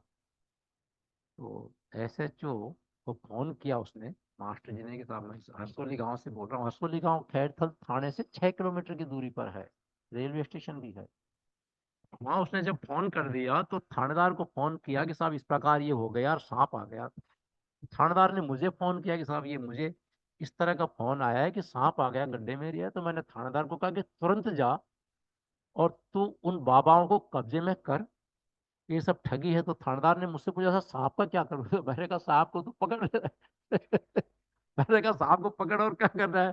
तो थानेदार डर गया कि साहब सांप को, तो मैंने कहा परेशान मत हो, फॉरेस्ट वालों को बुलवा ले, सांप को वीडियोग्राफी फोटोग्राफी करवा करके सांप को छोड़। और सांप इन्होंने, इनका पालतू निकलेगा तो जा पहुंच, मैं पहुंच रहा हूँ। मैं भी 10 मिनट के अंदर अंदर मौके पे पहुंच गया, मेरा ज्यादा दूर नहीं था, किशनगंज से 10-15 मिनट का जिप्सी से हम पहुंच गए, मैं पहुंच गया था। उन तीनों बाबाओं को पकड़ा, वो सांप को उस बाबा श्री त्रिकालदर्शी महाराज से ही पकड़वाया। उसने उसको पकड़ करके, हम तीनों को पकड़ करके थाने पे ले आए, मुकदमा दर्ज किया। उनको जो हमको करना था, यानी पुलिस की सारी कानूनी कार्रवाई पूरी करी। वो नंबर 1 के ठग थे, सांप उनका पालतू था। वो यही करते थे कि इस गांव में किसके पास पैसा मिलेगा, ज्यादा से ज्यादा पैसा किसके पास मिल सकता है, कौन आदमी, उसका थोड़ा सा वेयर अबाउट पता करके वहां चले जाते। इस तरह से ब्लैकमेल करते, बात करते, कहते कि यहाँ से तेरे खतरा निकलेगा। जब खड्डा खुद जाता तो सांप को वो रोक तो लग जाते वो दीपक बत्ती तैयार करने में। और जैसे ही दीपक को रखता तो सांप को अपने वो जेब में से निकाल करके उसको अंधेरे में छोड़ देता। तो सांप जैसे ही दिखता फुफकारता तो वो लोग डर जाते हैं, फिर वो पैसे। तो उनकी 8-10 वारदातें इस तरह की करी हुई थी मेवात में, दिल्ली इलाके में, हरियाणा में। सारे लोग हमसे फिर उनको लेके गए, उसका हमने भी चालान किया, उनका चालान उन्होंने, उन पुलिस वालों ने भी चालान किया। और मास्टर जी एक बहुत बड़ी ठगी होने की वारदात से अपनी सूझबूझ से पुलिस को टाइम पर इतना देके बच गए। तो उस घटना का भी मैंने इस आर्ट ऑफ ऑब्जर्वेशन में मैंने लिखा है। मैंने एक और घटना का छोटा सा बताऊं मैम आपको, इफ यू हैव टाइम, नहीं तो अपन फिर क्लोज करें। मैं वहाँ गया था, हम लोग गए थे थाईलैंड पे, थाईलैंड में। तो थाईलैंड में एक बौद्ध मंदिर में हम दर्शन करने गए थे। तो एक हमारे साथ एक सज्जन थे जयपुर से ही, वो सज्जन अंदर मंदिर में नहीं गए और बाहर एक वो काउंटर बना हुआ था आइसक्रीम का, तो उस आइसक्रीम लेके खाने लग गए। हम जब तक दर्शन वर्शन करके आए, वो आइसक्रीम को चूसते जा रहे थे हम। गर्मी थी बहुत तेज। हम जब बाहर बस खड़ी थी हमारी, तो हम बस में बैठने के लिए जाने लगे, तो उन्होंने अपनी आदतवश, और वो आइसक्रीम को पूरी चूस के वो जो स्टिक होती है ना, उसको अपन यही करते हैं ना, वो सड़क वो डाल दी और वो बस में चढ़ गए। और जैसे ही बस में वो बैठे, हम सब लोग बैठ चुके थे, एक सिपाही आया तुरंत। वो सिपाही आया क्या, जैसे प्रकट हुआ वहां, और उस मास्टर जी को सीधा उसने, उस 35-40 आदमी में कैसे मास्टर जी को पहचाना, आप देखिए कि 1 सेकंड में मास्टर जी का यहाँ से पकड़ के कहा मास्टर जी। तो मास्टर भी समझ गया कि मास्टर समझ गया, वो चोर में इतना ही होता है ना तब। तो मास्टर जी भी सीधा उतर करके, मास्टर जी नहीं था वो तो, मास्टर था या कोई था यहाँ, कोई वो था हमारे साथ जो था, एक यात्री थे वो सीधे उतर के नीचे आ गए। अब सब लोगों को पता पड़ गया कि इसने स्टिक फेंक के। तो लोगों ने आपस में बात करने लगे कि पुलिस है, देखो पैसे देकर इसको छोड़ देगी। खैर वो वहाँ ले गए। अब उसकी भाषा, सिपाही की भाषा हमारी समझ में नहीं आई, वो थाई भाषा बोले, हमारी भाषा उसके पल्ले नहीं पड़े। लेकिन वो ड्राइवर और कंडक्टर, वो लेडीज थी दोनों ही। तो वो वहाँ गए, उन्होंने काफी मन्नत वन्नत करी, लेकिन उसने बाकायदा चालान ही काटा और चालान बना करके उसको थमा दिया कि इतने पैसे दो, ये देश, हमारी सड़क देखो कितनी साफ सुथरी है, इसमें स्टिक नहीं फेंकनी चाहिए थी। चलो ये तो हो गया। फिर मैंने उस सिपाही से बाद में जाके पूछा, अरे तूने इसको इन आदमी में से पकड़ कैसे लिया, सीधा उठा करके इसी के पास पैसे कैसे पहुंच गया बस में तू। तो सिपाही ने कहा साहब बहुत आसान बात थी, और वो ये था कि जैसे ही मैं अंदर घुसा, तो मैं अंदर घुसते ही इसने मेरी तरफ देखा, सभी ने देखा मेरी तरफ। तो इसने मेरी तरफ देखते ही सीधे खिड़की से बाहर सिर कर लिया। तो मैं समझ गया कि इसी ने ये काम किया है, तो मैंने इसको पकड़ लिया। बाकी तो मेरी तरफ देखे ही रह गए लास्ट तक, और ये मेरी तरफ नजर हटा के बाहर। तो बहुत आसान था। तो ये मैंने आर्ट ऑफ ऑब्जर्वेशन में, इट इज ऑब्जर्वेशन, परख। और उसने सही वो पकड़ लिया, परख लिया। तो उस आदमी का जो आइसक्रीम का टेस्ट था वो इतना कड़वा कर दिया उसने। और मैंने इसको इस तरह से रिलेट किया कि वो मंदिर में दर्शन करने वही नहीं गया था, सब गए थे, तो उसको मंदिर में नहीं जाने का फल भी मिल गया। ये मैंने इसमें एक इस तरह की दी है। और भी है, एक छोटा सा और देता हूँ। एक और देता हूँ मैडम, वो मुझे याद आ रहा है, इसके साथ मैंने इसमें लिखा है। सवाई माधोपुर की बात है, ये मैं प्रोफेशन में था उस समय। एक सवाई माधोपुर के पास एक गांव है, वहाँ एक आदमी था, उसने अपनी धर्म बहन बना रखी थी। वो धर्म बहन जिसको बना रखी, उसकी उम्र करीब 55 के आसपास। वो जो धर्म बहन थी, उसके कोई इशू या उसका कोई और नहीं था, तो वो अपने धर्म भाई के पास में उसके परिवार के साथ में रह रही। उसके पास एक छोटी सी पोटली में थोड़ा सा सोने का कोई होगा, 1 2 3 4 तोले से ज्यादा कुछ भी नहीं था। वो पोटली को हमेशा अपने पास में ही रखती थी वो धर्म बहन। वो कभी भी उसमें छोड़ती नहीं थी, खेत में जाए तो और कहीं जाए, वो पोटली अपने साथ रहनी।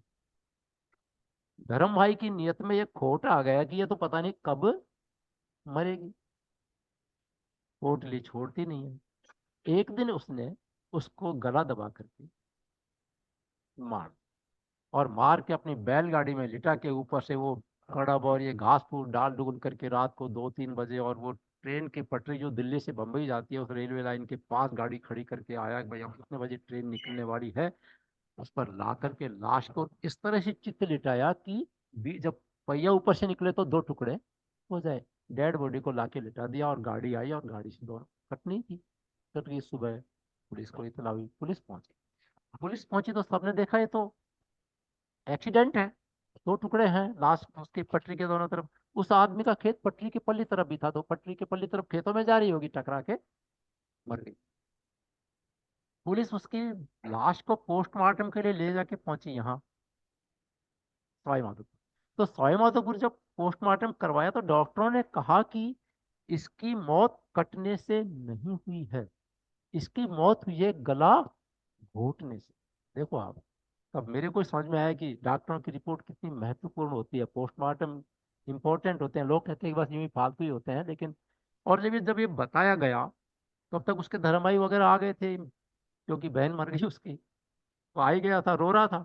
और जब उसको कहा कि भाई ये तो मर्डर है, किसी ने मारा है इसको, उसके बाद टुकड़े हुए हैं लाश के, तो तू रिपोर्ट लिख के दे, FIR लिख के दे, क्योंकि उससे पहले मर्ग का केस बन रहा था 174 का ही।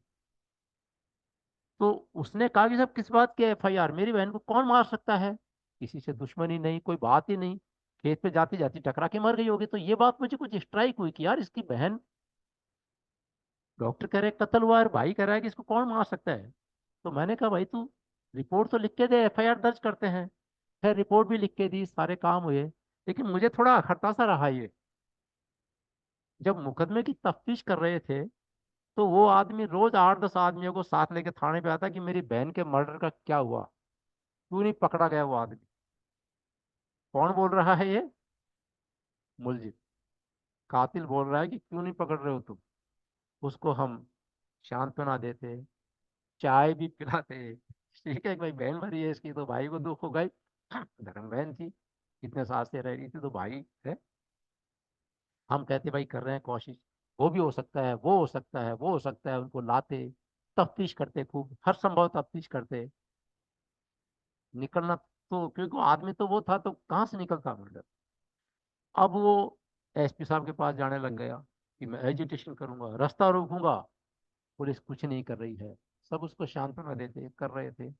एक दिन मैं SP साहब के पास बैठा था, तो SP साहब ने कहा यार ये भी एक आफत ही हो गई, क्या करें। तो मैंने कहा साहब सबको अपन ने तफ्तीश कर ली, मुझे ऐसा लग रहा है कि क्यों नहीं एक बार इसको ठोक बजा के तफ्तीश कर ली जावे। तो यार ये तो तीर उल्टा पड़ जाएगा, इसकी बहन है। नहीं, मैंने कहा मुझे पूरा शक इसके ऊपर जाता है, इस कारण से जाता है। तो कहा ठीक है देख लो कोई बात, अदरवाइज नहीं हो। मैंने उसी दिन एक सिपाही को साथ लिया और उसके गांव में गया। तो वो मुझे देखते ही उसको बड़ा अजीब सा लगा कि ये आ क्यों गया यहाँ, क्योंकि उसको मैं ऐसा लग रहा था ना उसको, तो उसने जब उसने देखा तो क्या बात है, तो मैंने उसको नमस्ते किया, भाई तेरी बहन भरी है। उसको कहा कि भाई हमने मुलजिम पकड़ लिया है और मैं यहाँ इसलिए आया हूँ कि अगर तुम मिलना चाहो तो मुलजिम से मिल लो। तो उसने देखा कि अच्छा आया कि मुलजिम तो मैं ही हूँ, ये कौन से मुलजिम से मिला रहा है। उसने कहा हाँ मैं चलता हूँ, और वो गाड़ी में बैठ गया। मैं उसको अकेला लाना चाहता था। वो गाड़ी में बैठ के आया, और थाने में जब वो आया, तो जब मैं थाने में अंदर वो मेरे साथ साथ जा रहा था, तो वो पूछता है कहाँ है मुलजिम। तो मैंने कहा मुलजिम पकड़ लिया मैंने, मैंने मुलजिम पकड़ लिया है, मुलजिम मेरे साथ है, उसको मैंने उसको अच्छी तरह पकड़ लिया। तो बोलते क्या बोलते हो, मैंने कहा बकवास मत कर, मुलजिम को पकड़ लिया मैंने। और अंदर ले गया, तो उसकी हालत होने लगी खराब। उसको हल्का सा टॉर्चर करते ही बोला मुझे छोड़ दो, सारी बातें बता देता हूँ। तमाम बातें सारी बताई। हमने वो पोटली बरामद की, उसी निशादेही से पोटली बरामद करी जहाँ उसने अपने घर के छप्पर में छुपा दी थी। वो रस्सी वस्सी सारी चीज, कहाँ से बैलगाड़ी कहाँ खड़ी करी थी, वो सारे सबूत लेके हमने उसका चालान पेश किया। ये धर्म बहन के नाम से इसमें, तो इस तरह की ये बहुत सारी कई चीजें मैंने, वही जेवर जो रखती थी, वही जेवर जो वो रखती थी थोड़ा सा, उसी के कारण तो उसने ज्वेलरी का।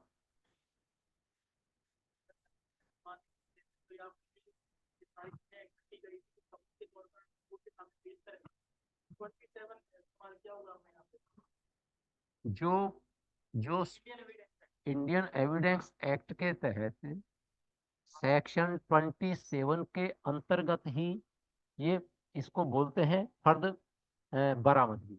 वो मुलजिम की निशानदेही ये भी एग्जिबिट होती है, रिलेवेंट एविडेंस है कि मुलजिम ने अपनी स्वेच्छा से बताया कि मैंने जो जेवर की पोटली मारने से पहले इससे दी थी, वो फला जगह रख रखी है, चल के बरामद करा सकता हूँ, और फिर उसकी निशानदेही से आते हैं, नक्शा मौका बनाते हैं और वो फर्द बनाते हैं। ये 27 में की जाती है, एविडेंस एक्ट में ये रिलेवेंट है।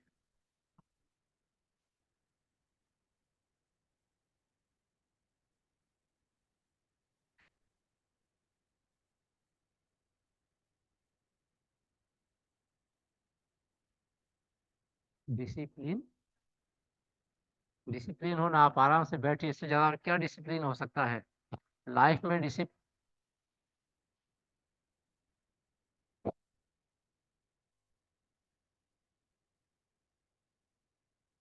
एग्जैक्टली, मैं यही,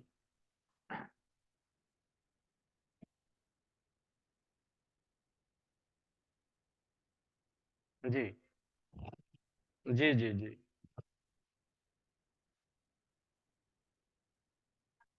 देखो मैं बिल्कुल मैं आपको सबसे इम्पोर्टेंट चीज, आप उस पद की ओर नहीं देखें जिसके आप एग्जाम की तैयारी कर रहे हैं, क्योंकि वो पद की ओर देखोगे तो आपको पद में तो सपने दिखाई देते हैं, है ना, कि यार मजिस्ट्रेट हो गई हूँ, तो देखो लोग मेरे को सब मैं दिख रही हूँ आसपास, है ना।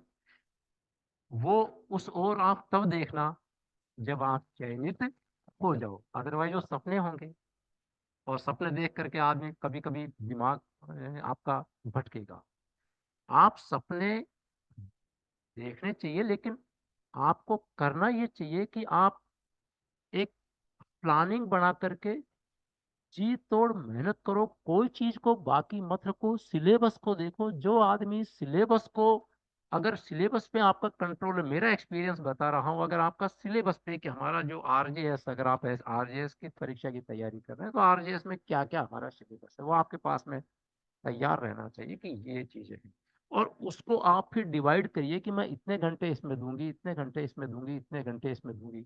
जो टॉपिक आपको हल्का सा भी कठिन लगता है आप उसको अलग कर दीजिए, जो आपको इजी लगता है उसको आप बिल्कुल तैयार कर लीजिए, जो कठिन लगता है उसको यहाँ डिस्कस करिए, साथियों से डिस्कस करके, जिसको भी आपको आपको लग रहा है कि ये ज्यादा जानता है उससे आप डिस्कस करके उसकी भी तैयारी करिए, किसी को छोड़िए मत।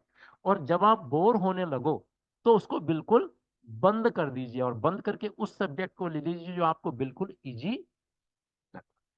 और आप और भी ज्यादा बोर हो गए हो और आपका माथा ही खराब हो रहा है, तो आप किसी और किताब को, या आपको जो भी आपको लगे कि इसमें मेरा मन लग जाएगा, आपको चेंज कर लीजिए, ताकि आपका मूड खराब नहीं, अगर मूड अपसेट हो गया तो आपको लगेगा यार ये तो मेरा ये भी याद नहीं हुआ, ये भी याद नहीं हुआ, कैसे पास करूंगी, तो आप बिल्कुल ट्रैक से आप समझो उतर रही हैं। आपके उत्साह को, और उत्साह कब होता है, जब आपको अच्छा अच्छा होने लगता है लाइफ में, आपका उत्साह हमेशा बना रहना चाहिए। ठीक है, कभी भी इंफीरियरिटी किसी भी तरह से लाने की जरूरत नहीं। अगर आप में हल्की सी भी इंफीरियरिटी आ गई, आपने देखा है एक आरती डोगरा, एक आईएएस मैडम को आपने देखा है, वो एसडीएम रही थी, कितनी छोटी सी है, बिल्कुल बहुत छोटी है, आईएएस है, कलेक्टर भी रही हैं, जब वो आईएएस हो सकती हैं तो फिर व्हाई नॉट यू। इसलिए कोई आपको शरीर को लेके, मैं पुलिस में आया, मैं तो कहीं मेरे पास कोई एनसीसी का कोई खेल का कुछ नहीं था, I was simply graduate. Even then मेरी एक बहुत अच्छी मेरिट में आया मैं ऊपर। तो जब मैं बन सकता हूँ तो आप लोग सब मुझसे कहीं अच्छे हैं। कभी भी इंफीरियरिटी मत लाओ। और एक ही सलाह मैं और दूंगा कि आपका वो जो आप पूरा करे रहे हो, लेकिन इसके साथ साथ उस तरह की जो जो एग्जाम है ना, आप उनको देते जाइए, आपको अनुभव होगा। और आप ये जो पढ़ रहे हैं, सिलेक्शन आपका हो जाता है, बहुत अच्छी बात है, बहुत अच्छी बात है। मेहनत करेंगे तो 100% होगा। लेकिन आप ये मत समझिए कि साहब सिलेक्शन नहीं हुआ तो हमारी लाइफ खत्म, ऐसा कुछ भी नहीं है। मैंने उन बच्चों को देखा है जो आरजेएस सेलेक्ट नहीं हो पाए, आरएचजेएस में सेलेक्ट हो गए, ये मैंने देखा है। और ऐसे भी देखे हैं जो आरजेएस भी नहीं बन पाए, आरएचजेएस भी नहीं बन पाए, और वो हाई कोर्ट के जज बने। ठीक है, देखो होना तो वो है जो ईश्वर ने आपकी नियति तय कर रखी है। लेकिन क्या आपको पता है कि मेरी नियति में क्या है? किसी को भी पता नहीं है, क्या होने वाला है कोई नहीं जानता है। तो फिर अपने पास में मेहनत का ही विकल्प बचता है। शेर भी होता है ना, उसको भूख लगती है, जंगल का राजा है, अपने आप हिरण घुस घुस जाएगा क्या मुंह में कि अब 4 बजे भूख लग रही है, अंदर चलो इसके मुंह में? उसको भी शिकार करना ही पड़ता है। तो आपको मेहनत करनी चाहिए। नहीं होता है कि आपकी ये मेहनत निष्फल नहीं जाएगी, कहीं ना कहीं आपको ये ऐसा काबिल इंसान बना देगी। और सबसे ऊपर जो बात वो ये है कि आप एक काबिल इंसान बनो। मैंने ऐसे लोग देखे हैं, मैंने ऐसे सिपाही देखे हैं जिनकी काबिलियत थानेदार डीएसपी से भी ज्यादा है, क्योंकि उनमें ह्यूमैनिटीज की वैल्यू बहुत ज्यादा है। और मैंने ऐसे आदमी, ऐसे चपरासी भी देखे, ऐसे रिक्शा चलाने वाले भी मैंने देखे, ऐसे मोची भी देखे मैंने, कि जो गजब की ये वैल्यूज हैं, वो बनाती है आपको सफल इंसान। तो अपन को सबसे इम्पोर्टेंट चीज है कि अपन पहले उस सफलता का दर्जा, कोई ओहदा ले लिया, उसका एक एंगल है सफल होने का, बाकी एंगल में हो सकता है वो बिल्कुल जीरो हो, आप लोग उसके पास बैठना पसंद नहीं करो। ऐसे भी लोग होते हैं, बड़े बड़े ओहदों पर आए हुए लोग ऐसे होते हैं। तो ओहदा मिल जाता है, बहुत अच्छी बात है, सिर्फ आपको मेहनत करनी है। और मेहनत के लिए आपका उत्साह में कभी मत लाओ किसी तरह की हीनता। ऐसे लोग जो आपको ये कहते हैं कि सिफारिशें चलती है, उनसे दूरी बना लो। मुझे भी कहा गया था, ये इन्होंने इंटरव्यू लिया है, मैंने इनको बताया था, बात करूंगा तो लंबी हो जाएगी, कि कौन बनाएगा सब इंस्पेक्टर, इनके पास कुछ भी नहीं है, इनके वहां तो सिफारिश ही चलती है। मैंने देखा मेरा तो इतने अच्छे नंबर आ गए, केवल किस लिए कि मैंने रिटन में बहुत मेहनत करी। इसलिए आप रिटन को तवज्जो दीजिए, आप इसको यूं मत समझिए कि यार कोचिंग भी चलती है, कि कोचिंग आपको ये लोग सिखाते हैं तो ये टेक्निक सिखाते हैं, नई विषय को सीमित करके कैसे याद करोगे, वो नई नई चीजें सिखाते हैं, बहुत तरकीब सिखाते हैं। लेकिन मेहनत आपको करनी है ताकि आप उस चीज को उसी तरह कॉपी में एग्जामिनर को समझा पाओ जैसे आपको ये लोग यहाँ बताते। सफलता फिर दूर नहीं है।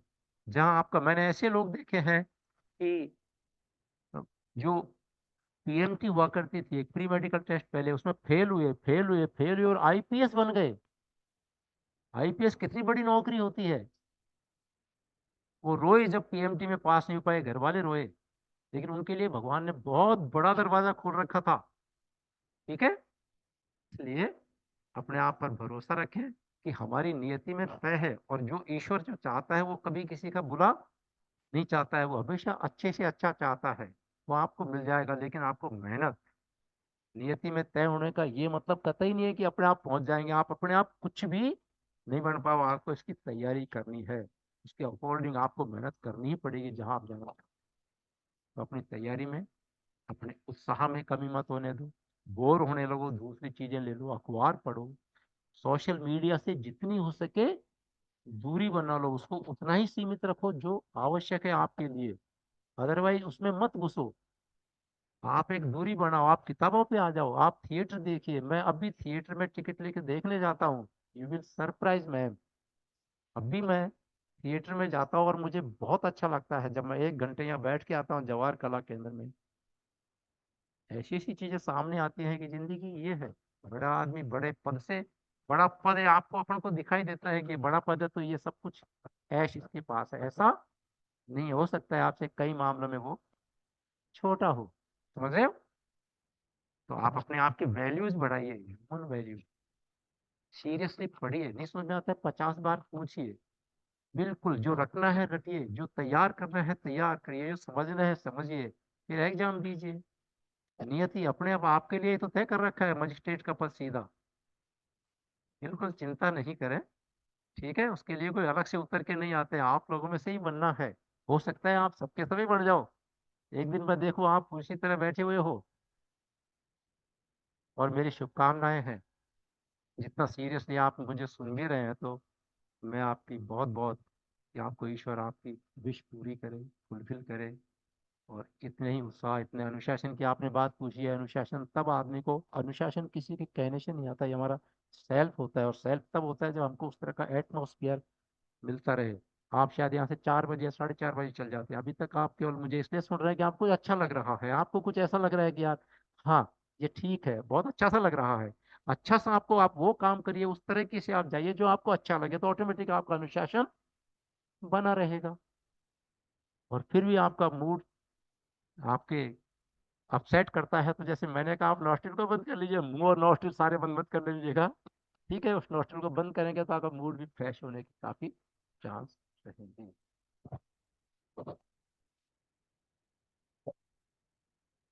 थैंक यू साहब, थैंक यू सो मच, आपने इतना सीरियसली मुझे जैसे साधारण आदमी को सुना, इसके लिए मैं आप सबका भी, और मैडम ने,